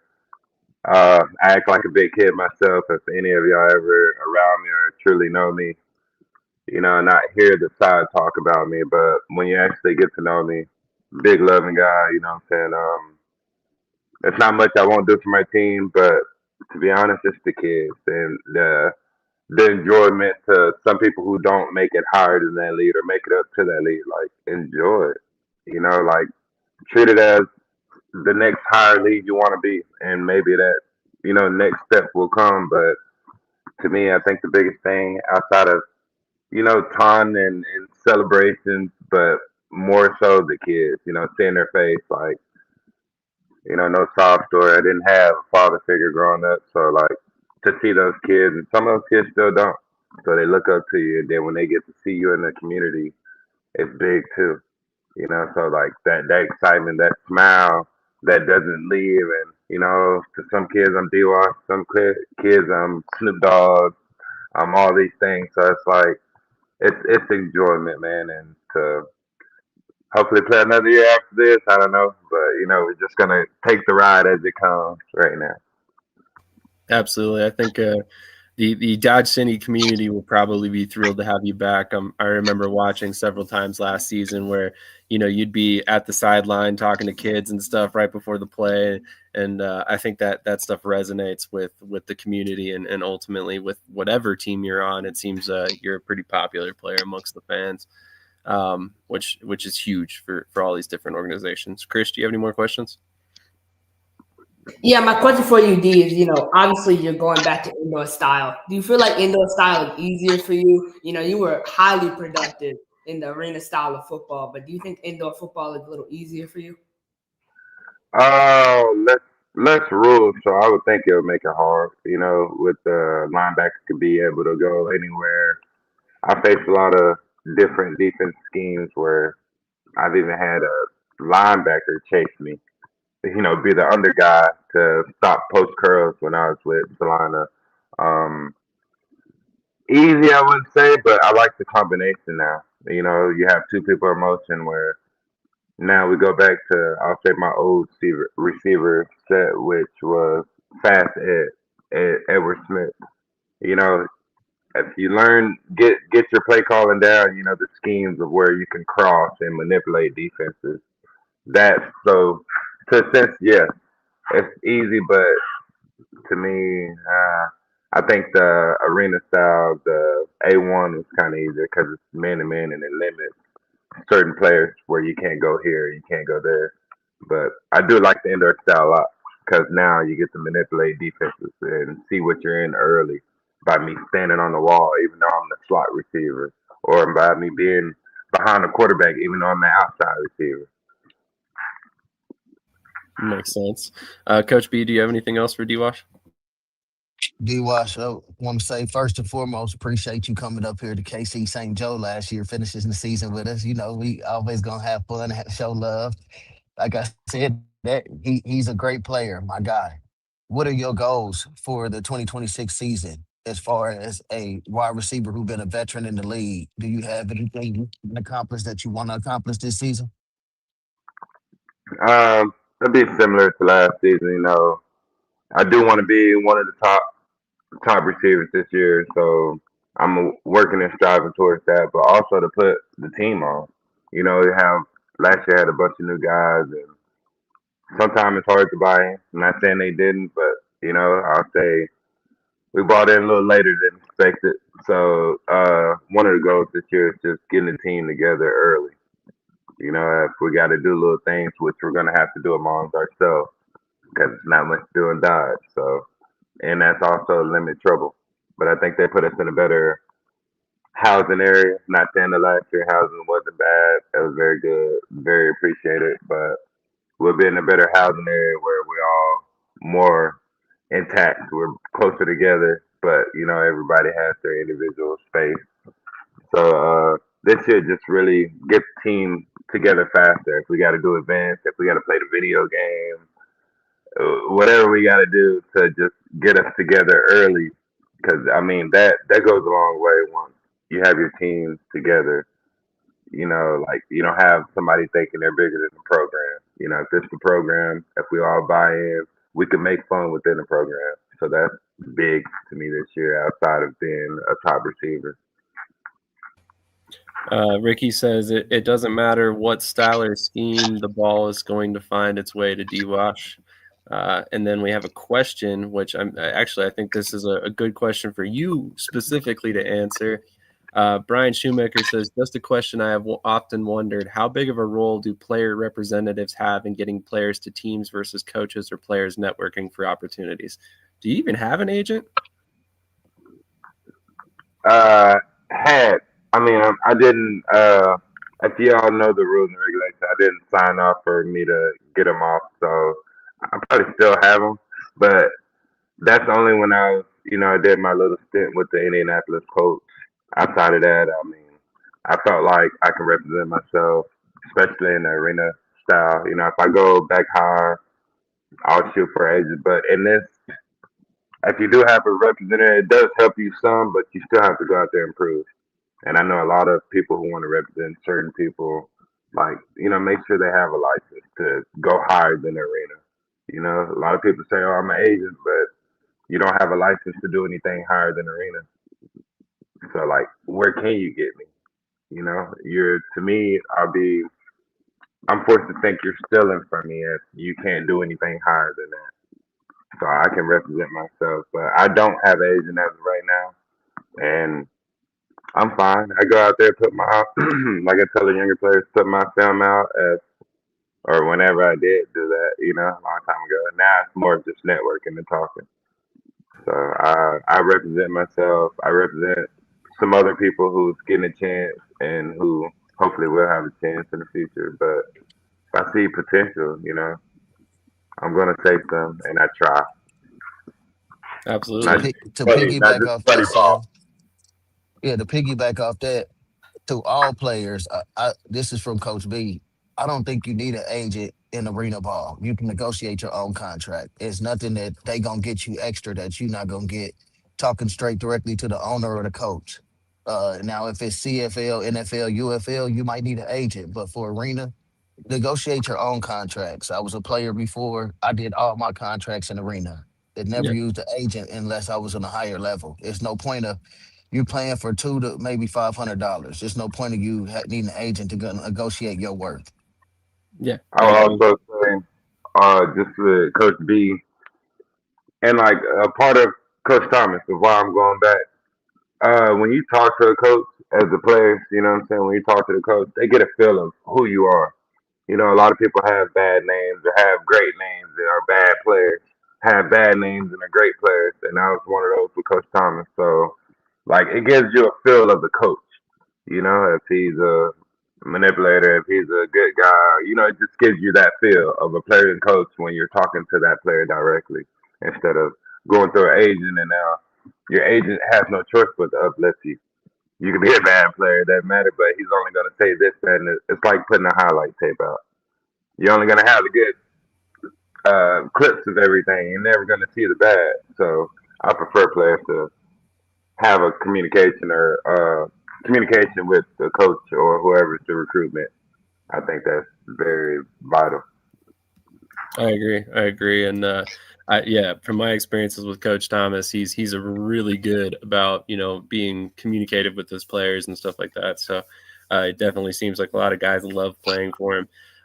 Obviously, I wanted to ask. I know that you've talked about mentoring youth and stuff like that, but what's next for you after football? I mean, are you going to be coaching? Can we expect to see you on a broadcast somewhere? Like what's next for you when you eventually do hang it up? And just to be clear, not trying to rush it. Take your time, play as long as you possibly can, please. I see my boy Clyde Davis still out there, and I talk to him here and there. So I see a lot of guys who are actually older than me. A lot of people would know. A lot of people don't know a lot about me. Just know the football standard side, which is D-Wash. So they don't really know Demarius. For the few who do, or a few people, dozen, whatever, who do know me. I don't know if I'm done. I did tell Coach Thomas this might be the last year. I don't know. But at the end of the day, it's like, it's hard to answer that question, as you be truthfully honest. I don't know. I can't say I'm going to be done. I can't say what's next. But be honest, I do have a job. It ain't it's a career job. I just can't say I'm going to stay as a career. I'm just working, maintaining. But I would like to coach. Hopefully, someone to give me a chance. I can coach the receivers. I'll coach special teams just to get my foot in the door. It's just going to be like a free agent going back into football world. So that'll be the thing. Maybe coaching. Already coach little kids, so I kind of see the ins and outs, but I know that that's different with young adults. So we'll hopefully catch me coaching, hopefully. But I'm gonna continue to play until I can't. That makes D sense for Wash, sure. you and Coach O was on me last week about who my team is. You know what I mean? I'm gonna be honest with you, Dallas Bulls. Okay, okay, okay, okay. No, being honest, I think I don't have a favorite team in NAL. Just being honest with you, I think everybody is even and leveled around the whole league, and it's gonna be a fun year to watch in the league. Like I said earlier to Christian M, yesterday's Bulls roster ain't the same Bulls roster today with this new coaching staff. So I think everybody got a chance any given day. Any dog can win in this league. I agree with that. I agree with that. I'm excited. You know what I'm saying? I hope nothing happened this year. I did once upon a time play with the North Texas Bulls, so I see the rebranding. Uh, shout out to them. That should be a big shout out to Coach O as well, because I left North Texas Bulls and went down there and competed a ring. So still thankful for everything, and we're here now. But I hope everything work out because that means I get to go home May 2nd and get some good family friends who watch from afar and support me, and been supporting me. Just can't move around. I'm not gonna say they can't, but stay home and watch me through the internet. So they'll get a chance to watch me. Hometown, high school friends, old high That's school coaches. It's crazy. So that's all right. We gonna make some bobblehead D-Wash bobblehead so we can knock them off every time we score.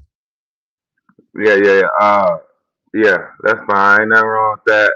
Just know my TD celebration in Texas is a little bit devilish. So you don't want to start and then you can't finish. I'll say that. I love it. I love it. Any final words for fans of Dodge City or just you in general for 2026? Thanks, Coach Dorsey. If everything works out, after the season, I come be a goat again if y'all allow that.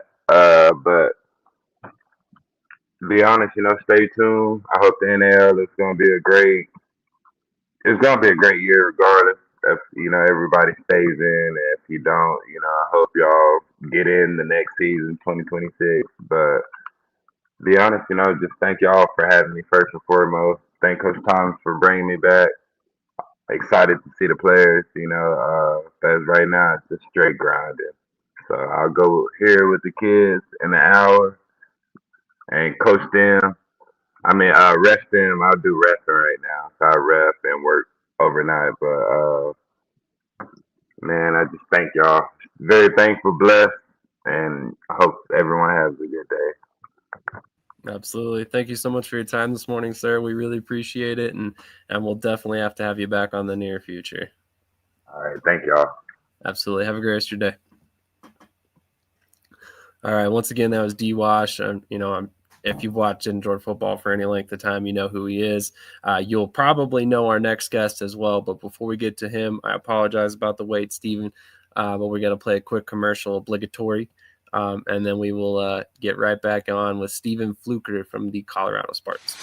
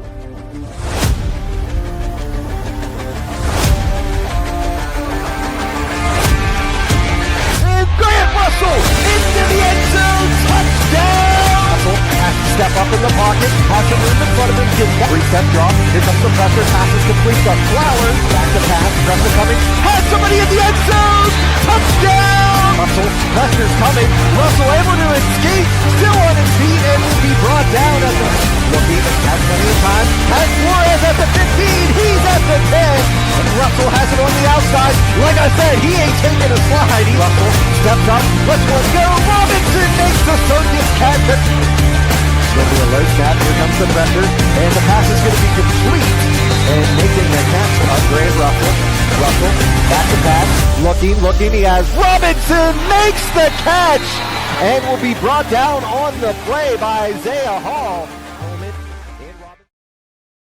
All right, we are back with offensive lineman Steven Fluker from the Colorado Spartans. Steven, how you doing this morning? I'm doing good. I'm blessed and have a favor. Definitely. Thank you so much for joining us this morning. Like I was saying in the private chat, it's been a little while since we've had you on. I mean, shoot, I think the last time we talked, you were still a member of the Beef. So it's been a little while. Yeah, been at least, 3 years now? 2 or 3 years? Something like that. It's crazy how much time flies. But what brings you to Colorado? What ultimately made your decision to sign with the Spartans for 2026? Just the organization, uh, Mr. Tony Thompson and Fred Shaw, they doing some awesome things out there, and they putting guys in good position to be successful on and off the field. And I just believe in those guys. After having a few conversations with them, I just felt like it was a no-brainer for me to, jump on their wagon and try to be, what I need to be for myself, really on the field and also off the field. Absolutely. Krish, do you have any questions for Steven? Yeah, Steve, I appreciate you coming on. You recently made a post, and in the tag I saw you used the standard is a standard. That's kind of your tagline. What does that kind of saying mean to you? And like, how He hard? must got his mic off. Can you not hear Krish? Oh. Uh-oh. Appears we're having some technical difficulties. Let's see if we can get him Did back we on. losing? Did we losing? Can you hear us okay, Steven?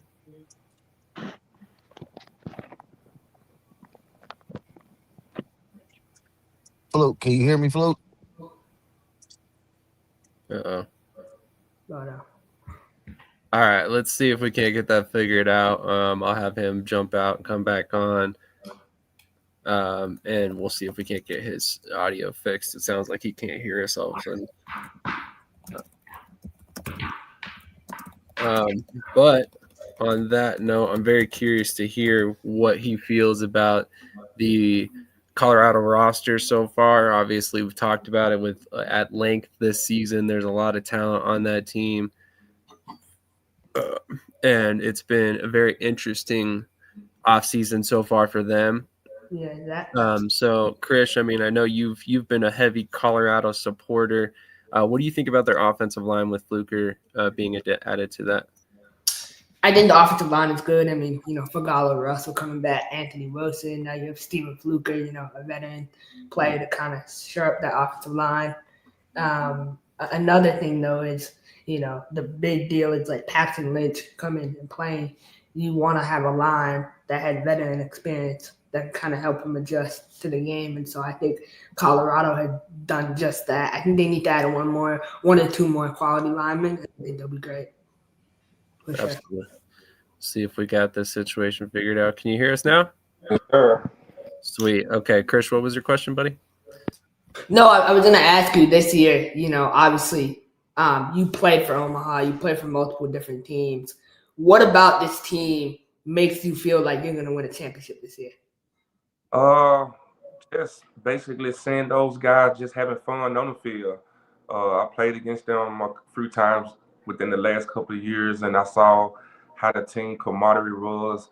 I seen how the guys, catching interceptions, scoring touchdowns, and they dancing and they just having fun. So they very exciting team to watch the play, and I feel like Coach Shaw allowed the guys to be athletes, and he allowed dogs to be dogs. So I was feeling like I need to go over there so I can be able to have fun and be a dog and win a championship, because I just felt like they only was missing the fruit pieces, and I felt like I was one of the pieces that they was missing. I can definitely see that. They definitely could use a little bit of an improvement on the offensive line over the last season. And I think they have gotten that just for this year. So talk to me a little bit about, playing with some of these guys that you've played with at quarterback over the past couple seasons. It looks like in 2026, you'll be lining up in front of Paxton Lynch, a former first-round pick in the NFL. And while you were with Omaha, it was Tommy Armstrong, another big name. You've played with some of the best in the game, but how does that affect locker room chemistry, stuff like that. I mean, talk to us about the kind of the bigger picture of playing with guys like that attracts so much attention. To be honest, I think it's a great thing because those guys bring leadership in the locker room. Those guys have played on higher levels where it's easy for them to come in in the locker room and be like, you know, keep it better with a level head because arena football is an exciting game. Sometimes, it's so loud in there and some people kind of like get distracted, but like having that leadership in there and keeping the guys in check, I think that having guys like that is great. Like in 2022, I won a CIF championship with the Salina Liberty, where the coach was Harold O'Neal, and so we had a great quarterback there as well, Javin Gibbs, and so Tom Armstrong was great as well. I played in Sioux City with Vernon Reed. He was a good quarterback as well. But to play in front of an NFL quarterback and practice with a guy like that, I think it's going to be exciting.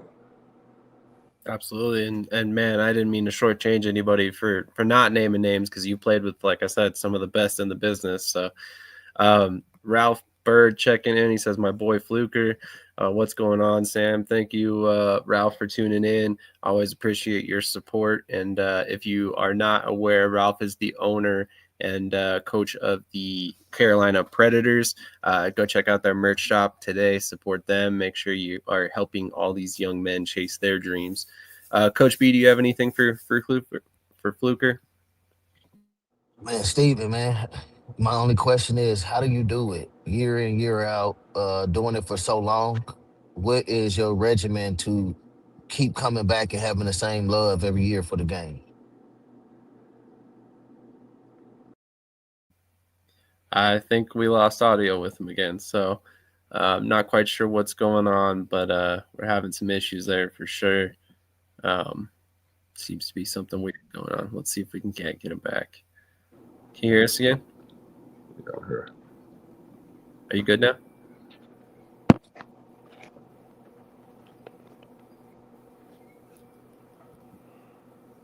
Can you hear us okay, Steven? Can you hear me now, Steven? Doesn't look like it. All right. Let's see if we can't get this figured out one more time and get through this interview. And then we will see what we can do. But I'm going to run a quick commercial, see if we can get this figured out. Thanks for your patience. Can you guys hear me pretty? Yo, what's good? Cedric the bus driver here. I don't know about you Man, guys, that's but I know weird. what I will be doing every Tuesday, Saturday, and Sunday. And Thursday nights too. I'll be over at Shady Sports Network, so catch up with me. Holla at your boy.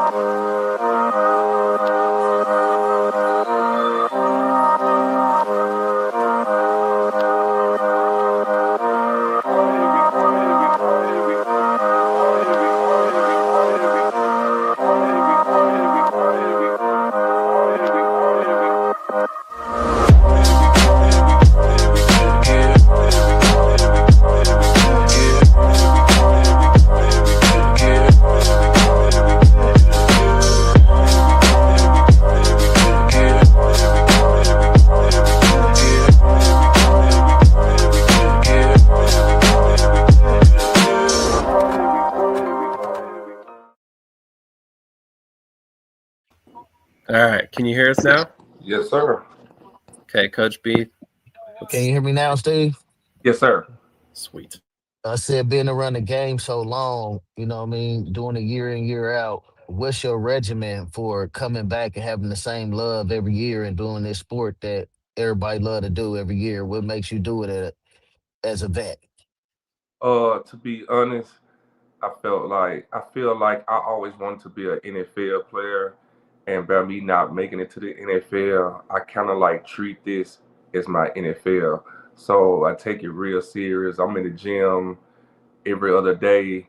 I'm working out. I'm on getting stronger. I'm eating healthier. And the reason why I come back is because of rid of the fans. The fans bring a lot of excitement, and it's like basically meeting new families and meeting new kids and just building that camaraderie to the community with the teams. It's just something that I just grew to love. Absolutely. Chris, do you have anything?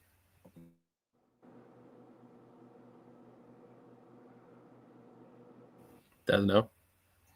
Okay. Talk to me about how this Colorado roster is shaping up for 2026. I mean, we've talked about it heavily here on the network. Looks on paper like one of the most talented rosters in the league. It looks like you guys are positioned to be a championship contender in 2026. But how do you guys on the team feel? What's the vibe like, with the roster so far, all of that? I mean, you don't want to bring too much at the hat, but the team was already a championship team already. The coaches was already champs. The organization was there as well. Like I say, that we were just missing the fruit pieces in different positions, and I knew they would have got it together. This year, we just want to get everybody to come in and buy into what they want for us to do to be successful, and I think we'll be fine. Absolutely. Have they told you anything about some of the community events and stuff you guys will be taking part in this season? I mean, I'm pretty sure we have like go talk to kids at school, go talk to the students and kids at school, do a lot of little fundraising things and meeting different people in the community. And like in Colorado, they very family oriented there, so I'm pretty sure they got a lot of stuff lined up. I'm not there yet, but just for what I'm hearing, they got a lot in store for us to bring out more fans and bring out more kids so that it can be an exciting time for the Colorado Spartans. Absolutely. Coach B, do you have anything else for Fluker? I can't wait to see you that season opener in Dallas, baby. Yeah. Love it. Love it. Tyler Lowenstein checking in says, shit, we got Fluker in the house. Tyler, you still owe me an episode, bro. We got to get you on at some point. So we'll get you up Hey, early hey, and have you hey, on. we gonna make it. I'm gonna make sure Tyler on next Saturday. We're gonna have Tyler on next Saturday. Sounds great. Sounds great. We got guests scheduled for 8:39 a.m. next week as well. 9:30 a.m. would work just fine, Tyler, if you're watching. But Steven, we really appreciate your time today. And I don't know if you knew this, but I actually live in Colorado. So at some point I would love to meet you in person when you're out here this season. I'm sure I'll be at the games with my kids again. And we love the Spartans games. It's great atmosphere. Tony's awesome. Very accommodating for the fans, does a great job of, kind of making fans feel included and stuff like that. So very excited about the future of the Spartans here in Colorado. It's been building each and every season. And I know with veterans like you that know kind of the intricacies of how indoor football works and the kind of the interactions with fans, I think we're in for a good season this year. So is there anybody you want to shout out? Anything you wanted to say before you get out of here? I always want to shout out to my mom because without her, I would never be here today. But my mom has always been my number one fan. My kids, of course, God, because for him allowing me to still play, on a high level at the age that I'm at, and of course, I want to just thank the coaches. Coach Fred Shaw and Mr. Tony Thompson for allowing me to still play football at this point. Absolutely. And actually, a couple questions for you. And I mean, no offense when I ask this. How old are you, if you don't mind me asking? 40 years old. Really? Yeah, 40. Man, I thought you were going to say like 34. Nah. That's crazy. Wow. I don't do no drugs. Like I say, I take care of my body and I take this game serious because I like to play it. I love to play it, and like I take this game as if it's my NFL. So I don't take it for granted, and I feel like once I start to do other activities, then they're gonna take away from what I'm trying to achieve. So I That's guess amazing. I gotta keep looking good and healthy. No, hey, like Coach B said, your regimen is pretty unrivaled when it comes to indoor football for sure. You definitely train like you're in the NFL, and then it shows obviously because I never would have guessed. I would have expected you to be younger than me, to be honest. So that's crazy to be honest. So out of curiosity, I mean, I know we asked D-Wash this question, so I wanted to ask you as well. Do you have an agent? Do you operate, kind of based on your own network? How does the process go for you each season? No, I don't have an agent. Um, I did have some help back in 2018 when I first started, but after my first season, my highlights, my resume kind of like was my agent, and so everywhere I went, I just kept on elevating up, and I just got better and better because I started to just learn the game. I started playing multiple positions because any player that can play multiple positions, you can got a better chance of making the team.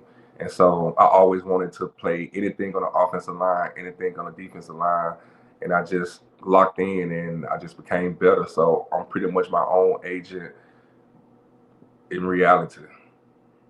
That makes sense. And honestly, I mean, I think once you reach a certain point in indoor football, you don't really have to market yourself. Teams are going to come to you, and I imagine you're long past that point at this point. People know who you are in terms of teams out there. So if they're interested, they're going to end up reaching out to you, whether you go sending out your film or not. So especially at this point. Yeah. But man, I had another question for you, and then I'm totally drawing a blank. Krish, anything else before we let him get out of here? Yeah, Steve, for you personally, like, what are some of your personal goals for 2026 beside team goals, you would say? Actually, people don't know yet. I'm in the process of moving to Denver, Colorado. I'll be moving there for good next month in January. One of my personal goals is just basically I want to be able to work in the school district and mentor kids. I also work in the school district now as a lead security officer. So I'm all about the youth. I'm all about helping kids and keeping them on the right track and talking to them about, things that can make them be successful in life. So one of my personal goals is to just basically get to Denver and, get a job and basically start to help the youth. Awesome. Well, when you get here, welcome to Colorado. We're happy to have you. Looking forward to getting to know you a little bit better when you're out here, and excited to see you play for the Spartans in 2026. But once again, we appreciate your time this morning. Thank you for jumping on. Thank you for your patience past scenes as well. We really appreciate that as well, and sticking with us through the technical difficulties. And we would love to have you on closer to the season as well. Okay, most definitely. Awesome. Well, thank you so much, Stephen. Have a great rest of your weekend, and we will definitely look forward to speaking to you in the future. All right, thank y'all for having me. Absolutely. Have a great afternoon. All right, so we got a couple comments here I wanted to get to. Tyler says, tell me when and where. Perfect, hit me in Messenger. And then we have got a first-timer, which I love seeing this. Good morning, first time here. If you're watching right now and it's your first time watching this show, let us know in the comments, and we would love to hear from you. Let us know how much you know about indoor football. Let us know if we need to educate you on some things, let you know where your nearest team is. And then, yes, I'm a diehard Eagles fan, been an Eagles fan since like 2001. I was like 12 years old. Donovan McNabb, I've actually got some of his merchandise back here, was one of my favorite players. And I've stuck with him ever since. A huge indoor football, though, fan at this point. So that's why we're here. I actually don't do many NFL shows, although I do one that the broadcast later tonight called NFC Beast, where we talk about the Eagles and the NFC East. So if you're a big Eagles fan, you're a big indoor football fan, because Tay signed your kid's shirt, now Pueblo is supposed to win a championship. So anyone that if you want him to say that they're gonna win a championship, just sign his kid's shirt and that's not even accurate. He did sign the shirt, but so did every other player on the Spartans team multiple times, by the way. So yeah. Oh, great. Now we got questions, requests about my thoughts on Jalen Hurts at the end of the show. So we'll get off in a whole different tangent today. I know nothing about indoor football. Let's fucking go. Been an Eagles fan my whole life. Go Birds. If you're located in the Philadelphia area, there's a couple teams you should check out. We'll kind of cover that later. Go Tyler's the most Cowboys. Oh Lord. Tyler is the most humble dude you'll talk to in the indoor football world. Awesome dude. Tyler's been a friend of the network for many years. We're excited to get him on finally. 21-0 blown. You guys are gonna get me off on a complete unnecessary Go tangent today. Cowboys. Ben, you're a Dallas fan? That's it. Banned from the comments. You're out. Yeah, love it. Bunch of NFC East banter in the comments today. So let's get back to the subjects at hand.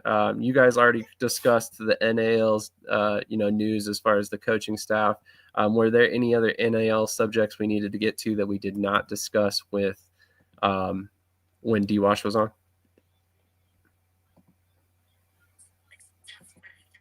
Oh, some of the moves Yeah. for the NAL.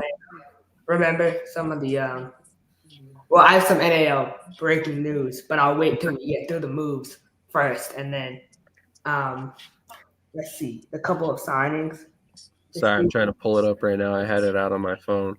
I'm excited to hear the breaking news. You'll get that at the end of the NAL segment. I gotta tease it and drop it when I can. So we talked about Dallas. We talked about their hire. Obviously, they hired a new GM. All right, so we got a couple transactions that are pretty big from the National Arena League. We've got Jairo Campbell has signed with the Pueblo Punisher. That was honestly one of the missing pieces for that team, and I'm excited about that move. Obviously, if you've been watching indoor football for any length of time, you probably know who Jairo is. You know that he played really well in the IFL a couple seasons back, but you also know he's got some concerns off the field. So, assuming he is able to report and play for the team, that is a huge get. From as far as I know, there has not been any trouble since before, so hopefully he can play this season because I'm so excited. I just give me a second man on this. Man, I haven't heard from Coach Negron in days, and it's probably because he's having nightmares about this move, man. I mean, this is such a scary move. I watched Jairo Campbell play us in 2022. I've been following his career since he played at Ferris State, and he went against Coach Thomas when he was at Garden City Community College. So Coach Thomas is very familiar with him from the JUCO days. But man, Jairo Campbell, his ability as a quarterback, and I know he's been in and out of jail, whatever. My message to Coach Solo, man, just stick with him, man. The first game, he might come out, throw a couple picks, be a little rusty. Give him the first game. Week 2 in Omaha, man, Michael Vick. Michael Vick is back, and he's here, man. I mean, that's how good he is. They talk about Demery Croft and Jairo Campbell, man. I would take Jairo any day of the week. Honestly, Jairo is just hit the bill, 36 touchdowns in 11 games, highly productive, everything you want in a quarterback he has. And I know, he's been in and out of jail or whatever, but you know what? Everyone makes mistakes, right? I mean, I'm sure, it is what it is, man. What indoor player, hasn't been in jail? It's just part of the game. So, you just have to live with it, accept it, and move on. I think Jairo is going to come back refreshed and ready to go. So excited, man. I'm definitely coming to week 2 now. I got to hop off. Got some work and dad responsibilities. Coach being Sam, I'll reach out to you guys later today. Krish, you being you. Have a great day. Oh, my God, Krish, please someone check his cup again. Yeah, we'll check the cup after the show. Just because you met in jail, come on, man. Look, he's probably a better person now, and people make mistakes and whatever. But trust me, man, Jairo in the NAL, it's over with, man. I'm coming week 2. I was thinking man, I'll wait till later in the season. No, I'm coming to see Jairo. I want to see Jairo. I'm so excited. I can't wait. Just to give you guys some background, if you're not familiar with Jairo Campbell, this dude's 6'5", 215 pounds. He had Harlan Hill Trophy winner in college. So, I mean, obviously high-level player. Led his team in college to a 15-1 record. I'm pretty sure I cannot find it at the moment. I know he won some sort of award with the IFL early on in his career. I want to say Offensive Player of the Year, but don't quote me on that. He's a great player, super dynamic. But yeah, I do have some concerns about his ability to actually be on the field. But if he is there, he quickly becomes one of the most dynamic players in the NAL, specifically at the quarterback position for sure. Stupid question. Besides the obvious indoor, what's one of the biggest differences? Well, there's quite a few differences. It's 8-man football, so you basically subtract 2 offensive linemen and 1 wide receiver. And then basically on defense, it's a 1 defensive lineman, 1 linebacker, 1 defensive back. Typically, depends on the style. And then you also have narrower and taller goalposts. But we can definitely cover some more details if you need. See, one thing I want to point out about Jairo that no one is talking about is his ability and his quick release. In indoor ball, you need a quick release. If we took all the quarterbacks in the NAL, I will say, Coach B, if we took all the quarterbacks in the NAL, 1 through 9, Jairo would probably have the quickest release in the league. And that alone, with his, his legacy and what he brings and his athletic talent and the receivers, I looked Bismarck 2022 when he played, they were awful. They were 3-12. They had no receivers. Now he has good receivers. Dion McShane. I was told last night Aaron Dilworth is 100% coming to play blow, right? So, I mean, just that receiving core alone. And then the running back, Boom Williams. They need to add pieces on the O-line. But if they add a couple pieces in the O-line, man, I'm really I can't take back what I said about Playbook before, about how this is going to be, the dynamic will still be off for sure. But this move gives me so much respect. This move alone, I think, is going to have them maybe make the playoffs over Dallas, to be honest. So that's my opinion. Wow. So a couple other moves. Austin Jones signs with this line of Liberty, and then Brandon. Man, I'm probably going to butcher his last name, so I apologize ahead of time, Brandon, if you're watching. You Unganst? Not sure how to pronounce that. I apologize once again, Brandon. Offensive lineman, spent some time with Shreveport last year, played really well. Also has spent some time with Sioux City. Any thoughts on either of those moves or any of those moves, Coach B? I like the Campbell move. Other than that, they all are good moves. Everybody, like I said earlier, everybody's gonna be competitive in the league this year. I think teams are starting to shape up, and as you go deeper and deeper, before camp start, you're gonna see more and more assignments and people filling out their rosters a little bit more. So I think that was a great move. Yeah, Coach Thomas just waiting till Vegas Nighthawks training camp ends so then he can add some guys. No, but I think, look, at the end of the day, Southwest, man, they've been kind of, I don't want to say lacking this offseason. I think they have signed some good pieces. I mean, D-Wash, Struck, whatever. But there's a couple pieces, man. I need another running back. I need another linebacker. I need some more pieces in Southwest. I can't really make a judgment yet. So I don't know. Whoever the player personnel guy is, man, they must be real slow with putting in the transactions on the website, but it's taking forever. Yep. That's probably the exact issue right there. Austin Jones is a nice D lineman. He played with Oklahoma Flying Aces with Coach Davis, and he's really good. He just wasn't developed properly. I think in Salina, he would be solid for them. Good interior guy. I agree. That's why I wanted to talk about it. It was a good signing. Couple questions here, and then also a comment. Bob Wilson checking in. Obviously, as you can see, he is tied in with the Mid-Michigan Grizzlies, which we will discuss a little bit later. But I'm going to throw a link in the chat right now. That is the link to our second channel that is specifically for live sports. Last night, we had Karate Combat 58. We also had the San Jose State and San Diego State men's college basketball game. back to back. So we had like 8 hours of free live sports content, and we will have the WIF championship game Sunday at 8 p.m. Eastern, with between Mid Michigan and Pittsburgh Outlaws. So definitely make sure you go over to that other link when we get done here, subscribe, and help us grow that channel. We're about to hit 100 subscribers there. Had a huge jump last night thanks to all that content. We're anticipating another jump with the WIF championship game. We also have this question here: where do you see these NAL moves? Can't find on the website. We follow all the team pages. We take notes throughout the week as they announce moves, and we go based on that. And then you also have the rosters on the website that you can track, which I just found out about myself. I was not aware that they've been tracking the rosters as of late, but so they don't have the transactions listed, but the rosters list all the names. All right, so we have another crazy comment. So all right, then. Ban that user. Are the games televised? It depends on the league. Some leagues have television partnerships. The IFL recently announced a partnership with the FanDuel Sports Network. There was a partnership with Vice TV and the AF1 last season, in addition to Evergreen Now.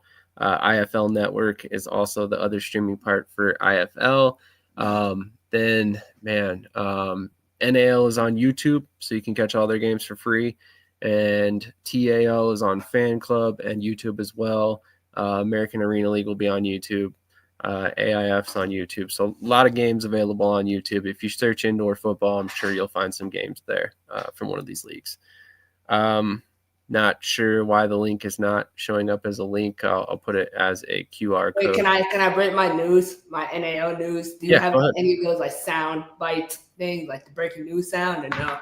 No, I don't. Maybe. Hold on. Yeah, we just gotta get to loading, man. Damn. Apparently, hold on. Maybe. Here we go. There you go. That's all you get.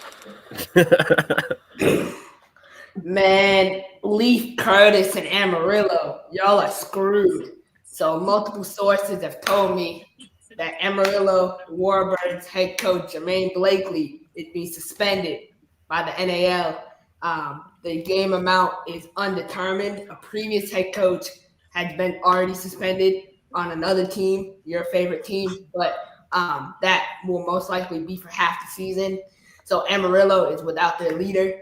Big loss for them, man. I don't know what's gonna happen, man. So spanked, and it's really bad. So I wonder who's gonna be the head coach.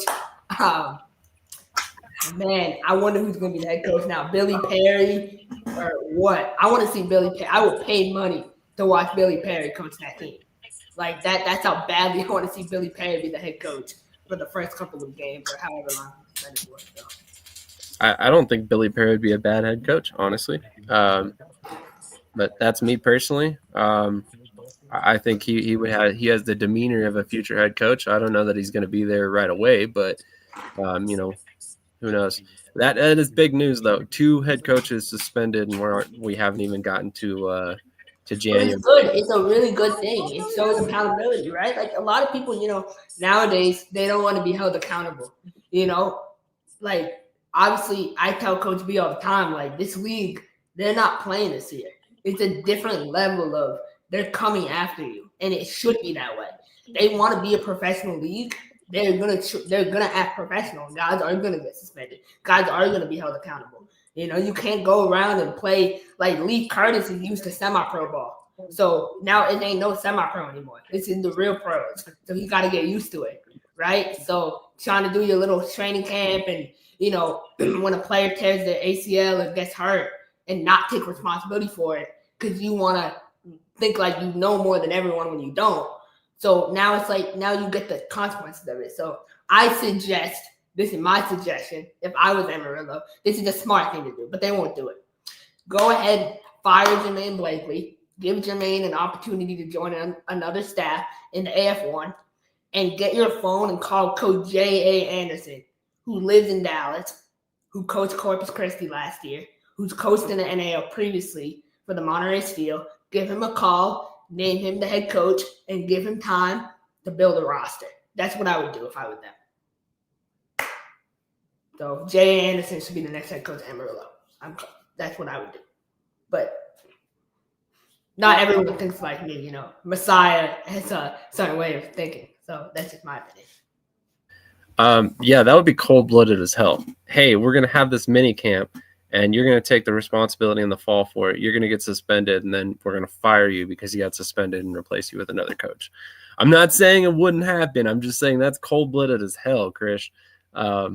Man, you are going to be a cutthroat owner someday. Brian says, seems like the last year the NAL transaction page was much easier to follow. Wonder why they made the change. Poaching, my friend. That's why all these teams have made changes with their transaction lists, from my knowledge. Unfinished, if you have some time, go over to shadysportsnetwork.com. We have multiple articles on the differences between arena and indoor football. One very recently, I think, was a couple months back. Definitely check that out. It will clear up a lot more details on what the differences between the leagues and all that. And as always, make sure you guys are hitting the like button. So transitioning over from the NAL, there's a couple other subjects to talk about. AIF news, some AAF1 news as well. Before we get to that, we're going to run one more commercial break, and then we're going to turbo through the rest of this show and close it out in a timely manner for you all. Thank you for bearing with us through the technical difficulties earlier. And if you haven't done so already, make sure to go check out our merch at brandingblanks.com, Shady Sports Network.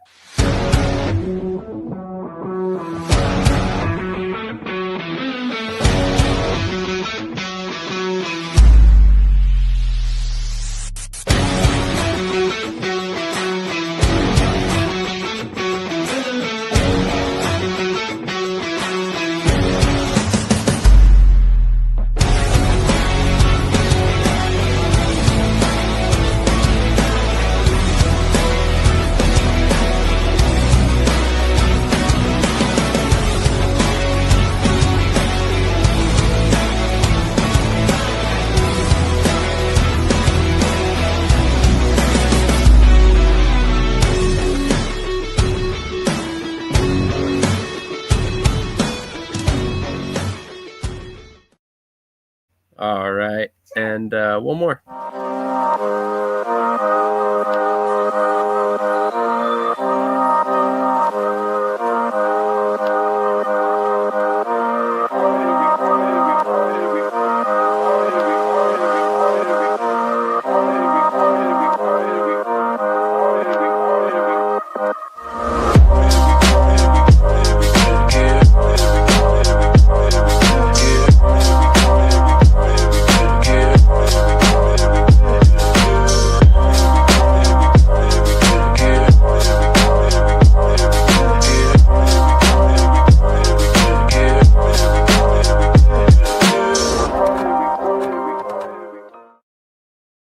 Then just one last reminder that we have partnered with the Columbus Lions. You'll be seeing a lot of them on this network moving forward. They will be basically having a commercial broadcast on every show that we have each week. So roughly 30 runs of a commercial every month.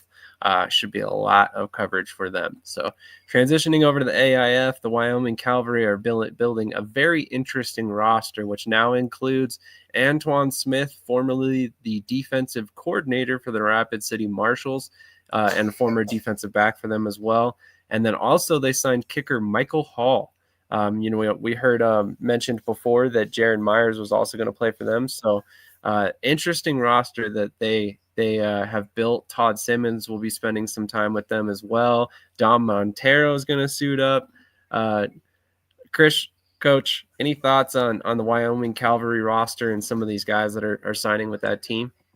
I don't know if these guys are really signing or they just doing this for publicity, but I really think Dom is trying to play. And I think this is the craziest thing ever for the owner of a league and the team to play in a game. Yeah, I kind of wonder if that's not his way of offsetting some of the pay that he's paying other people, because Todd Simmons is coming in to play, and granted he's only going to be there for a month, and he's played some football in the AAL too. So maybe he's not making a ton of money. Would not shock me. But Michael Hall is a pretty solid kicker who's been around the block. So I imagine Michael Hall was posting that he's worth $1,000 a game. So yeah, that's the thing. Don Montero doing what Don Montero does. He overpromises people and then he doesn't deliver. And he'll pay Michael Hall $200. Michael Hall will leave after 1 week. Like that's what's gonna happen. So You think Michael Hall worth $1,000 a game? no kicker is worth $1,000 a game. I would not say that, but I would. Okay, maybe no kicker in the IFL. $1,000 is a lot of money to pay a kicker in the IFL. The market. Yeah, in the IFL. Okay, I would agree with that. I would say if you're in the AF1, I think there's a lot more ways that kicker becomes valuable. Axel Perez last year, he made over a minimum, but he didn't make like 1,000. He made close to it, but not 1,000. Like that's what it is. 1,000 is a lot of money. I don't know. Like I said, a good kicker can make a good team great.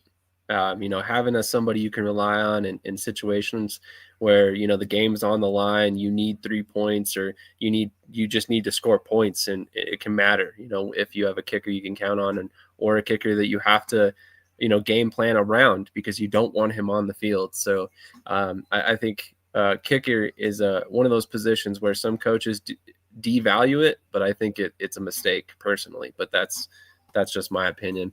I'm no expert by any stretch, but moving on to the AF1 news, quite a bit of it at that. First piece of news that I think is pretty substantial is that Ben McToy has resigned from the Minnesota Monsters. And he's in the chat, or was earlier. So I, to be completely honest, I'm not sure of the circumstances behind his resignation. All I know is that he put a post out that said he will be leaving the Monsters and will be looking forward to other opportunities that he will be a part of.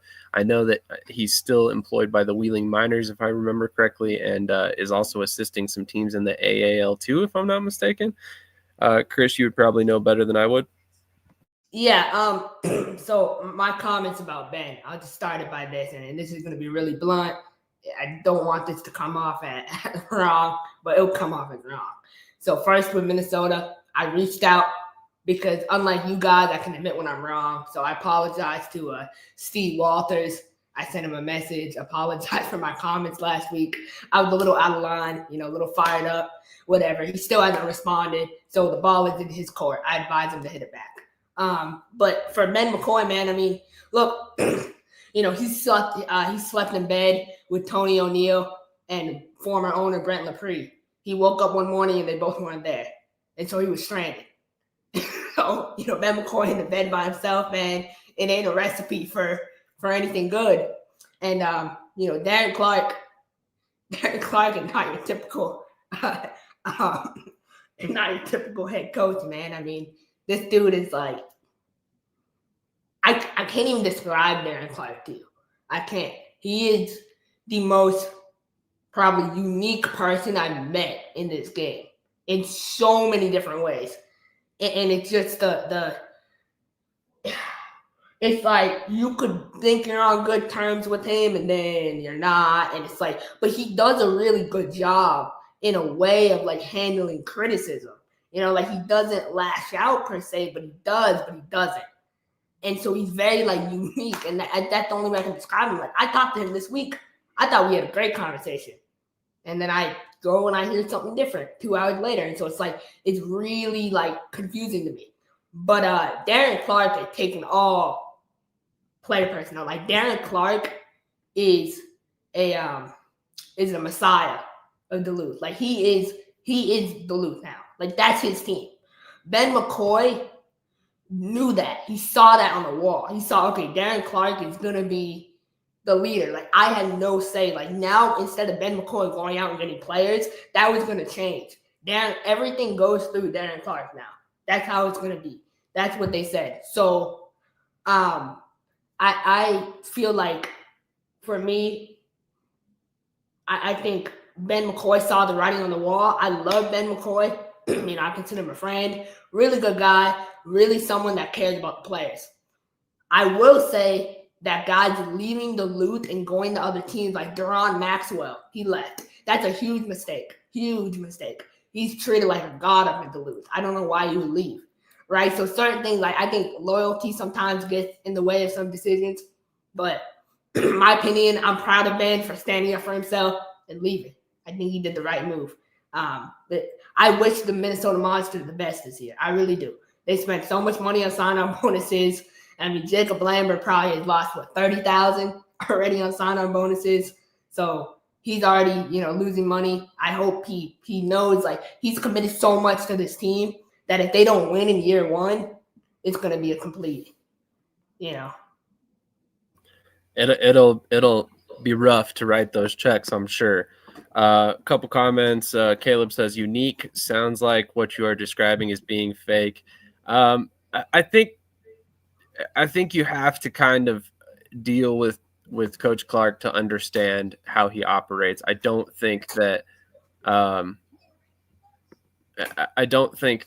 what he does is fake. I think that's just who he is, and it's just how he handles himself. And I don't think there's anything wrong with it per se. So he's just a unique person, not a bad person by any stretch.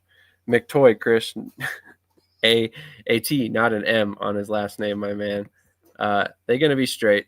Yeah, absolutely. I don't think Minnesota's going to have any issues. He knows they're not. He knows they're not. He's just saying that. He's just trying to be nice. But Ben is a really nice guy. Ben is someone who'll never criticize his former employer. But it's just I'm not saying they won't be straight. I'm just saying it's different now because he's not there. You know what I mean? Because he has so many connections, like, to guys. But, like, he never told me this, and I know that he knew some of his TL guys, like the original 7. Maybe one of the 7 guys would have made it in the F1, but other than that, they would have all got destroyed. So he knew, like, he probably had to move on from those guys, and he made good moves. I mean, he brought in Jamal Banks, a receiver from Nebraska. He brought in Kyler Edwards. Like, he brought in some guys, and so it's all. I want to know this whole sign-on bonus thing. Like, I really want to understand whose idea it was, what the logic was behind it, what Jacob Lambert thought, why he thought it was a good idea. Like, I just really want to understand that thought process. Because, taking over a team year one, it's a lot. It's a huge investment. So that's what my thought process is behind that. He may not have known. I mean, I don't know.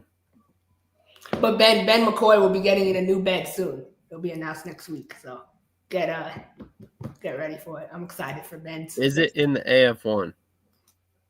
I'll let Ben say that. Ben, can we get you on the show before you name your next destination and we are barred from having you on? Just kidding. Would love to have you on, though, sir. You've definitely done a great job building some rosters over the past couple of seasons, and I always like to show respect to the people who are and everyone is welcome on. Like, Steve Walter, Jacob Lambert, like, everyone is welcome on. Yeah. But it's up to them to come on, right? Like, yeah. I say a lot of stuff, but everything I say is factual, so it's what it is.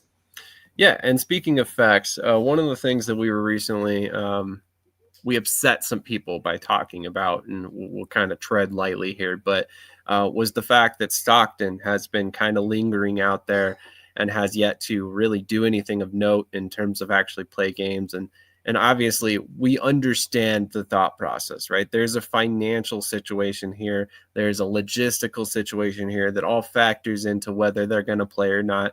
And I have respect for the fact that they are not putting themselves in a position to sign players and potentially put those players in a bad position. That's great. I am glad to see them operating as such. However, Stockton has now, I believe for the 3rd season straight, announced that they will not be kicking off in 2026. They still anticipate and trying to kick off in 2027. So we have yet another year of AI-generated uniform mock-ups on Twitter, which I know everybody in the indoor community is super excited about. I know I'm excited about. I would love to see Stockton ultimately get to the finish line and get to the field, because I think they're doing the right way and they're not trying to screw anybody over in the process. But at the same time, it's getting to a point where you have to wonder if this franchise is ever really going to get off the ground. And that's no hate towards the AF1. It's no hate towards Stockton. But, a year run up makes sense. 2 years, 3 years run up, you have to start really wondering what's going on behind the scenes and if they're actually going to make it to play in games. But I just find it so funny. Like the AF1 is upset about that. It's upset because a month ago I had a guest on and then they made some strong comments. Were they wrong though? Did they say anything wrong? No, because to be honest, like you got to ask these questions. You have to ask about like Oceanside on the island. Perfect point. Like you got to ask these questions. It's a recurring theme, and so why wouldn't you question it? Now, I wonder what's going to happen with Oceanside. I wonder what's going to happen with Beaumont. Are we going to mention the fact that Beaumont's best play on the offensive line's left? He upped and left when he lived in Beaumont. Does that not? Are we talking about Oliphant? Yeah. Yeah. Well, I mean, he was My released. thing, Did he leave or was? Yeah, no, he yeah, left. I thought he was signed. I thought he was signed with Beaumont. Yeah, he re-signed back. But then they released him this past week, or was that? Why would they release him at center? He lived in Beaumont, so I don't know. I was just saying he was released. Was that because he of hadn't got the championship rings yet? So something must, something must have rubbed him the wrong way for him to go back to Washington. He knows Washington won't do anything this year, so why would he want to go back? I don't know, man. I don't know the insides of his decision making. I know he's back with Washington now, which we were going to discuss that. I think that's a huge move for them. A great move Yes. for their offensive line, and I think it's going to be a huge addition to that team because I think one of the locations they were kind of really hurting was that offensive line. But just another indicator for Washington that they're swinging for the fences. They're not messing around this season.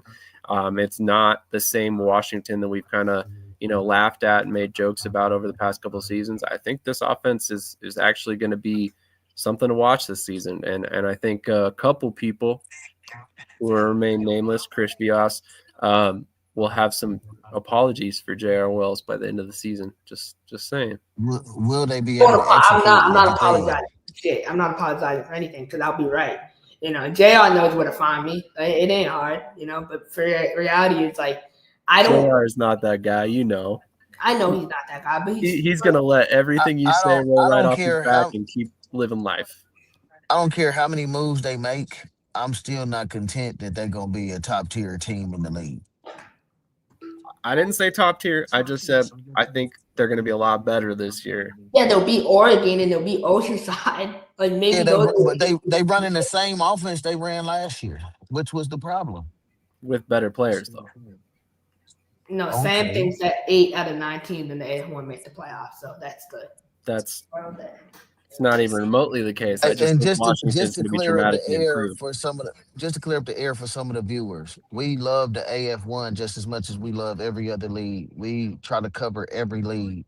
We want to talk to everybody from each league to come on our show and voice their opinion. We don't single the show out for no league. It's for all arena indoor leagues. So AF1, y'all welcome to come on. Y'all welcome to voice your opinion. We always want to hear news and update from you guys personally. So thank you.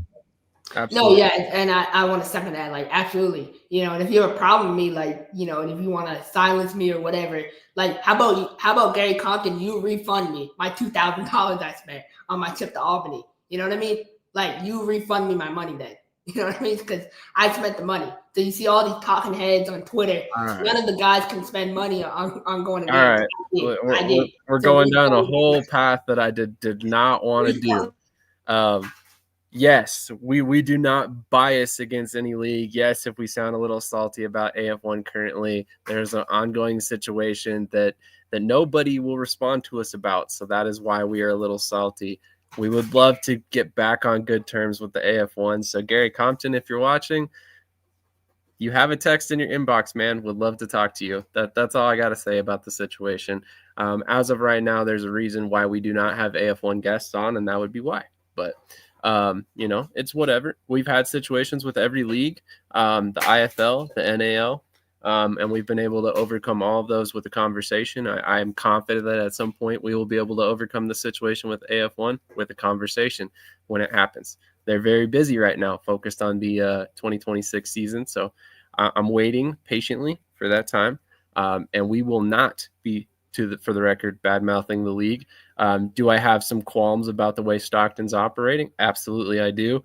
But the majority of the teams that they've worked with this season, I think, are headed the right direction. So, But just to be very transparent, our job is to report news, whether it's good or bad or in fair to any league. We want to make sure that the arena and indoor football is being taken care of and managed well by all leagues, and the teams are doing what they're supposed to do. So that's our job as reporters and as broadcasters for you guys. So don't get mad when we bring in news. I wanted to address this comment right here, and I don't know if this is necessarily pointed towards us. Respect is earned, and I mean, Brian, maybe you can elaborate on what you mean by this. If you mean that we need to earn the respect, I feel that we've gone above and beyond to earn that respect from the league, and they have not given us the same respect by even having a conversation with us about the issue. No, but I want to get Brian's actual opinion on Jake Oliphant leaving.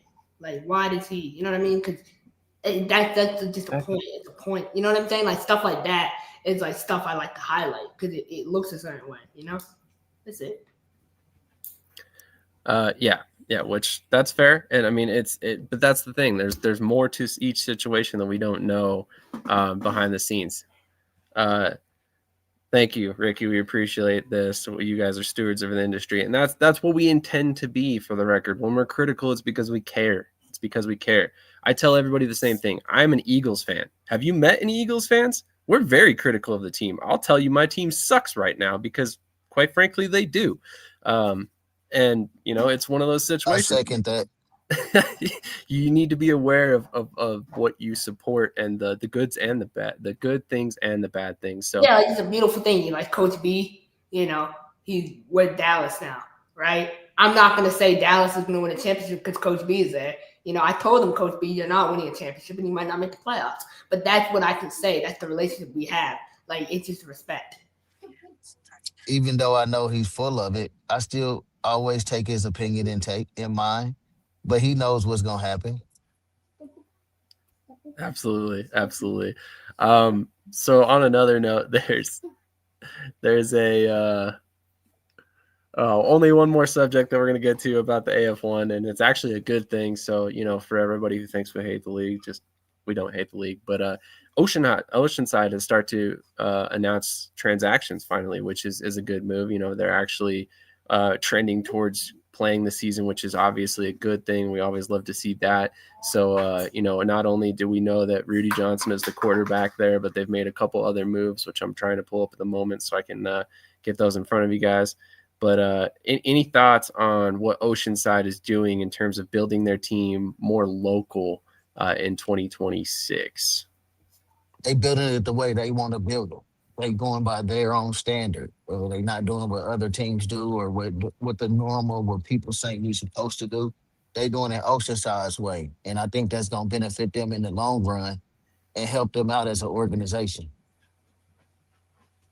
Absolutely. I think, a lot of people are saying what they want to say about, having local players. And yes, you may not necessarily be a championship contender in year one, but what I always try to remember and keep in the back of my mind is that these teams have to get off the ground before they worry about championships. And if you focus on all local and you don't have to spend $1 on housing in year one, that sets you up for success in year two and year three and year four. And that's what this is really about. If they want to be around long term, that's why business decisions like going local players and stuff like that, local coaching staff comes in play. So Mike Davis just having breakfast while drinking my tea, enjoying the show. Cowboys fans up in here. They threw rocks at Patullo's house. That's because he's a terrible play caller. Gonna change my name to Kermit. See, this is exactly why I'm showing up to our game a day early for my safety. Because I feel so unsafe, going to a Vegas Nighthawks game. Oh my Lord! I'll be showing up a day early. I'm going to be suited and booted with my shiesty on. and I'm probably gonna hire private security too for my Well, safety. you probably need it because of all What? the stuff you say. My biggest issue is that AF1 is in year 2 and didn't want to keep the history of the AFL, but have the arrogance of the league that has been playing since 1999. Uh, uh, this is not exactly accurate. I think they would have liked to keep the AFL name, but there was legal obligations that forced them to not keep it. Chill Yeah, Mike Davis then says, you couldn't let's be keep the real. AFL name with it's owned by somebody else. You would have to buy the rights to the name, and I don't think they want to go through that with the previous ownership group. Yeah, absolutely. And here's a comment that I actually want to address because I think it's funny. Let's be real. It's natural for anyone to have a favorite team or league. It will always show because you can't hide it. It's natural. Nothing wrong with it. Well, that's the funny part about this situation with AF1 is we've been team AF1 for a while now. And it's just all of a sudden somebody said something on the show and next thing you know that it's an issue. So the NAL knew they I were a don't. secondary product and have been building part by part. Shady, I don't think nobody on the show is more Team AF1 than me. I actually had a team in the league, wanted it to stay, and still want the league to grow. So everybody, we want every league to grow. If every league grow, then eventually one day they all realize they need to join one league and make just one indoor football league, and it'll be big for everybody where you get major deals. So we don't dislike no league. Yeah, and that's the whole goal. We want all of these teams and leagues to succeed because we're in media. The more sports we have to cover, the better. Oh man, we got an unexpected guest. You can call him Kermit, I guess. What's up, Coach? What's up, guys? How's it going? Oh, just living the dream out here, enjoying the nice weather out here in Vegas. How's your tea? It's great. How about you guys? I just wanted to address, the private security part. Right, minors have to have supervision of adult when you come to Vegas anyway. So, Chris, you'll be safe.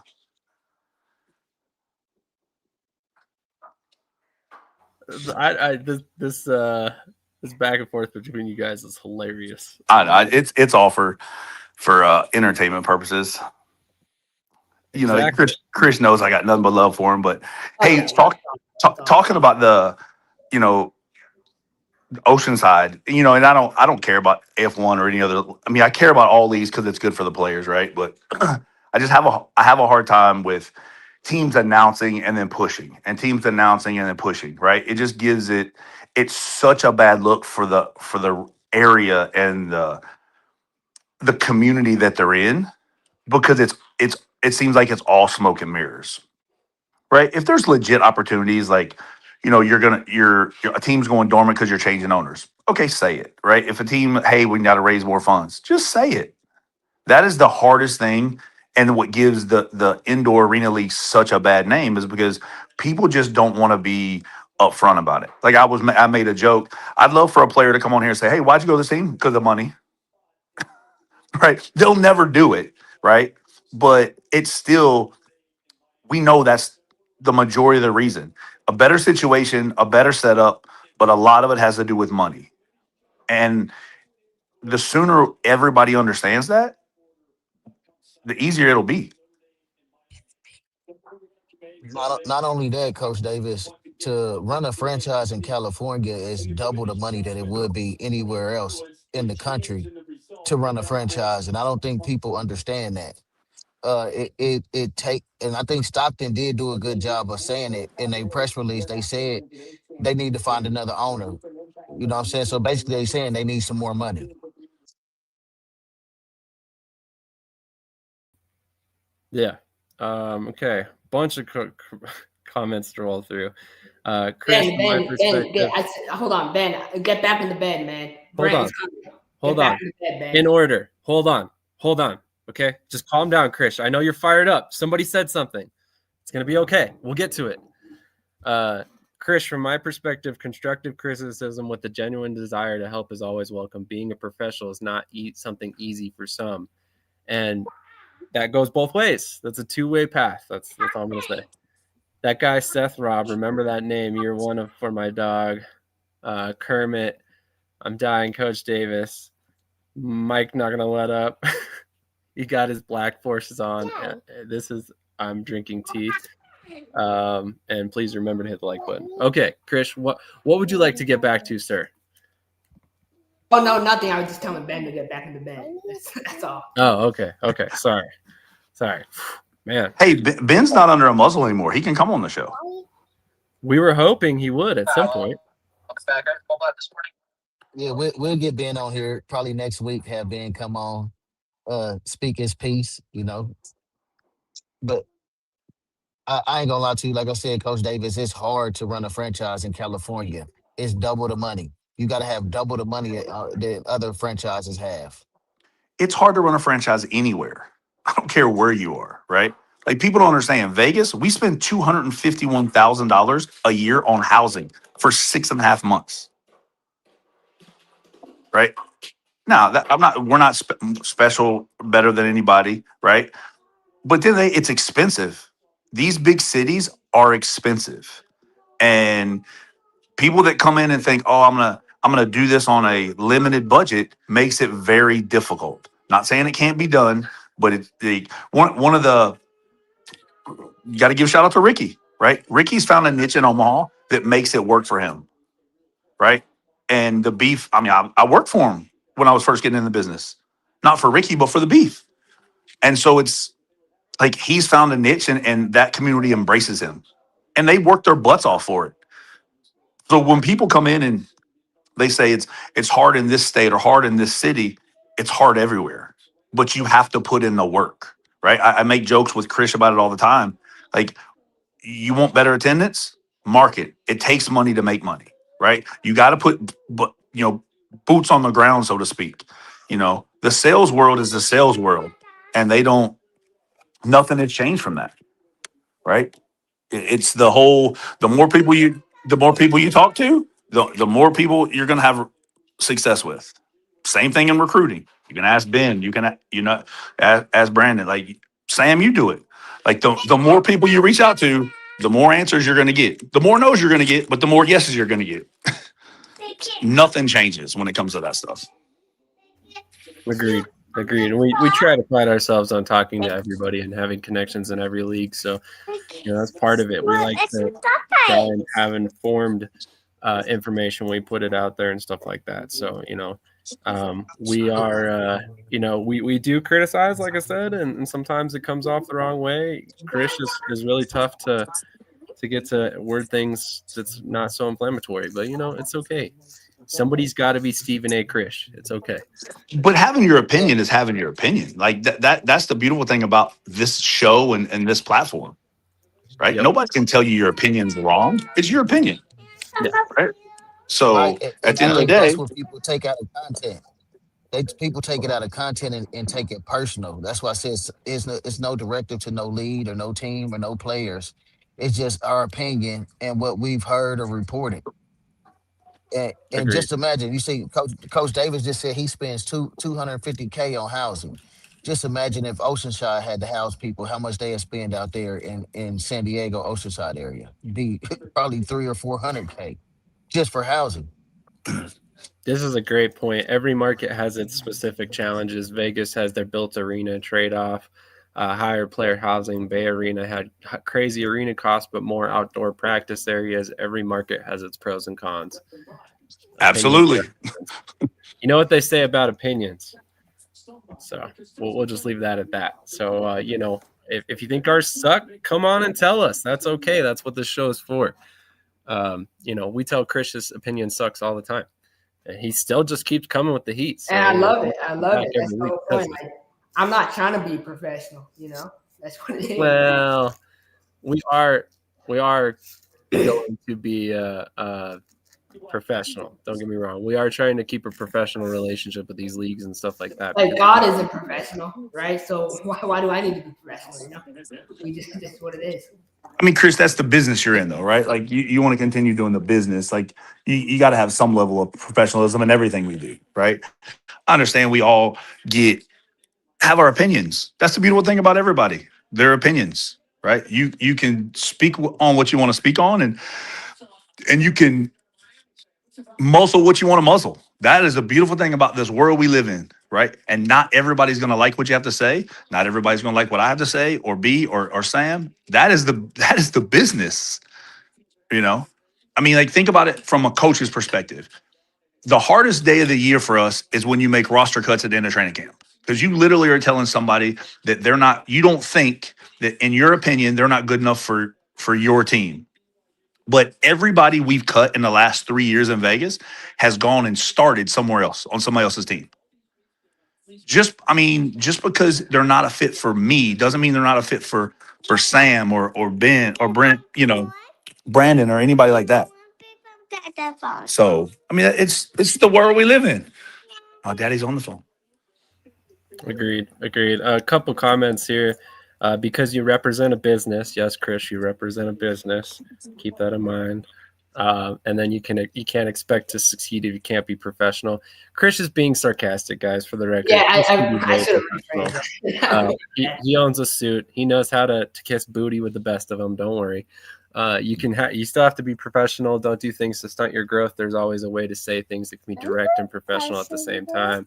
We were in an AF1 segment, and an IFL coach randomly appeared to talk about an expansion team. Daddy, love this show. It's a unique show. It's grown to become a beast of its own. Let's just say that. That's the beautiful thing about being in the business for over 20 years. You know enough people and know enough about everybody else. Agreed.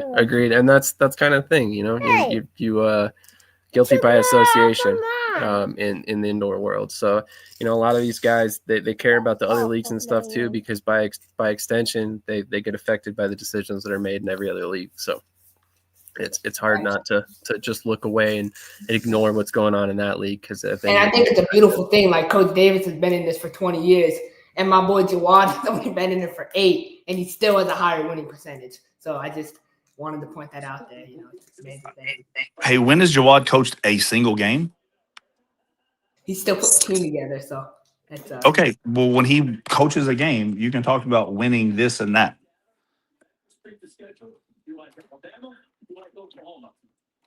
That's fair. Well, hey, I think Coach Davis is the only one who can make Chris be quiet. That's fair. Any other thoughts? Anything we haven't covered today? Hey, one thing, and I got to get off here. Chris, if y'all send me your address, I'll get you some stuff. The only deal is, if I send y'all stuff, you have to unbox it live on the show. Okay. I like it. This could prove to be a very funny segment. I'll do that for Marquise. That's the least I can do for him. So if y'all want some gear, send me some addresses and I'll get some stuff sent out to y'all. Early Christmas. Appreciate it, Coach, as always. Yep. Y'all have a good weekend. You as well. Merry Christmas. All right. Vegas Nighthawks thoughts on AF1. Let Compton know his thoughts. This is my first year in arena football. I've fallen in love with it. Coach Davis with the hammer. That was an interesting segment. Like I said, for the record, once you have the link to the show, you always have the link. So that's why we have some surprise guests. No, and I didn't mean that. Like I wanted to clarify that. Like, I am professional. I try my best. I have more knowledge than anyone on the show. So the reality is, like, I know more about what's going on. I know more players. I know everything. So you look at I'm an index. I'm a walking dictionary, bro. Like, I really am that dude. So, like, I know how to be professional, but I sometimes get heated sometimes. Last week I came on, man, I was angry. I was like, man, that boy Steve Walton, man, he playing with me. Like, I wanted to come for Steve's neck. And then I found out, wow, it wasn't Steve. And so I went back and I watched that clip, man. I felt so bad. I felt so regretful. I'm like, I can't believe I said that. So I reached out and apologized like a man. I reached out to Jacob Lambert too and apologized. Like, sometimes it's just the heat of the moment and stuff happens. I want to apologize to Tane Solo till they make the playoffs, but that's like, I have certain criteria. I don't apologize to everyone, but when I'm wrong, I do. Yeah. Krish, go send you some new teas. I'll hit you. Southern team announcement when. Yeah, we are waiting on that Southern team announcement, and I understand. Like I said, people say that it's petty for Mike Davis to come on here and comment on other people. I don't think that's necessarily the case because, as I said before, to the casual fan, they don't know what the difference is between the IFL, the AF1, the AAL, the AIF, all these different leagues. To them, arena football is arena football. So if a team comes out and treats it like a disposable resource that it is not, it's going to anger people who try to make their living off of being a coach, being an owner, being a player, whatever it may be, because that makes the entire sport look bad and And loses legitimacy. I do want to say something. Like me and Mike Davis, we go at it, man. Like off camera, like I consider Mike Davis a friend. Like really, like, and I'm sure you read me the same way. Like he's a really good guy. He's a really good person, but he tells it how it is, and that's what I like. Is like he's so like he has so much knowledge and he has so much information. Like he tells it how it is, and we need more people like that. We can't have people that run around the bush like that. Like Ricky, he tells it how it is. Like you need people like that. You need people who stand up and say it the right way. You don't need people who sugarcoat and tell things to fit them in a certain way. I'd rather someone be real to me. Exactly. Like, anyway, we got off on a complete tangent that was not supposed to happen. We were not, I was honestly didn't want that information out there, but here it is. So yeah, there are some situations that we're trying to work through, and it might be kind of tough, but it is what it is. At the end of the day, we don't hate on any league. We want them all to succeed. So, at the end of the day, like I said, once we have a conversation with AF1, I'm confident we can smooth this over and make them understand that, at the end of the day, this show is designed to allow people to come on and say their opinions. Is it designed for people to voice bad opinions on other leagues? Absolutely not. But at the same time, again, people are going to have opinions. It's one of those things. Adrian says, I may be biased, but I feel coach has been good about speaking generally about the sport and not any teams or leagues specifically. As we all know, what's good for one team or league is good for us all. Bingo, right there. But you guys keep doing what you're doing. The AF1 will eventually come. Just keep showing the league love. Keep pushing people to pay attention to the game of arena as a whole. Remember, even in the media world, it's earned, not given. You're right. Everything's earned, but that's kind of the frustration of this whole situation. But enough about all this. That was way more time spent on that than we really needed to get into it. But we're going to go ahead and close this one out. Any final thoughts, anything you guys want to say before we get out of here? We've been on for damn near 3 hours at this point, so it's definitely time to wrap it up. Yeah, there's a question that I say, just posed in the group chat real quick, Coach B, and I just wanted to get your thoughts on it. What do you think the difference when building a team is between a blueprint and a culture? So culture versus blueprint. Like, what do you guys think about that idea? I don't really think it's a difference. You gotta have a blueprint for what you're gonna do and a foundation of where you're gonna go with your organization and how to build it up. The culture, what comes with building that foundation and that structure and that blueprint. The culture and the brand is what you bring to the table as part of that blueprint after building the foundation. So they go hand in hand. It's no difference. What about you, Sam? What do you think about that? Yeah, I would agree. I mean, I think a culture is just another word of saying a blueprint, in my opinion. I mean, a culture is about bringing in a certain type of person, a certain type of energy, and I think in order to do that with any sort of consistency, you have to have a blueprint on how to succeed at that. So I think they kind of go hand in hand, like Coach B said. I don't really think that it's just a different way of saying the same thing, realistically. Blueprint is the standard. Blueprint is the goal. So for us, 2021, that's the blueprint.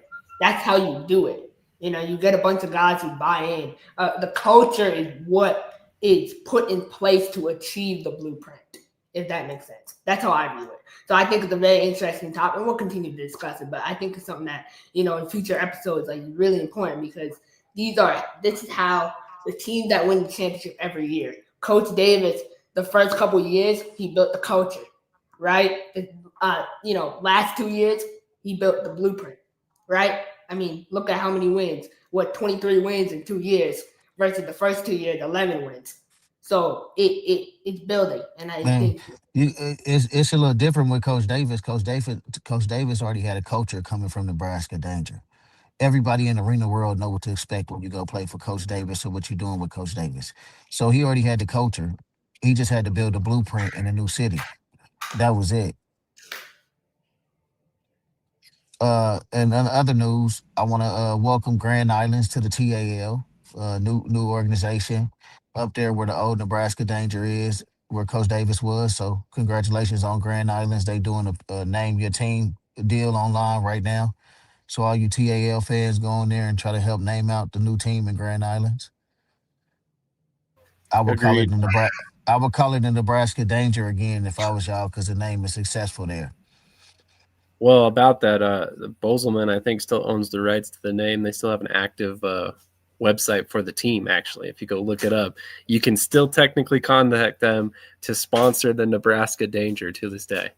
So, and I checked. The link is still active. You can literally email them right now if you want. So, just a thought. But yeah, final thoughts for me. As always, make sure you're supporting the companies that support us. Believe it or not, podcasting at this level and how we do it is not free.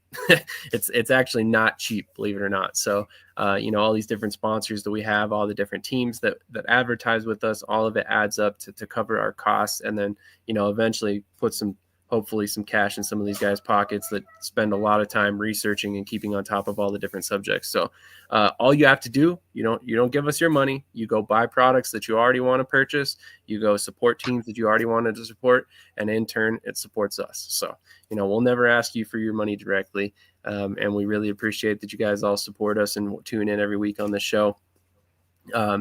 I know somebody wanted me to give my thoughts on Jalen Hurts.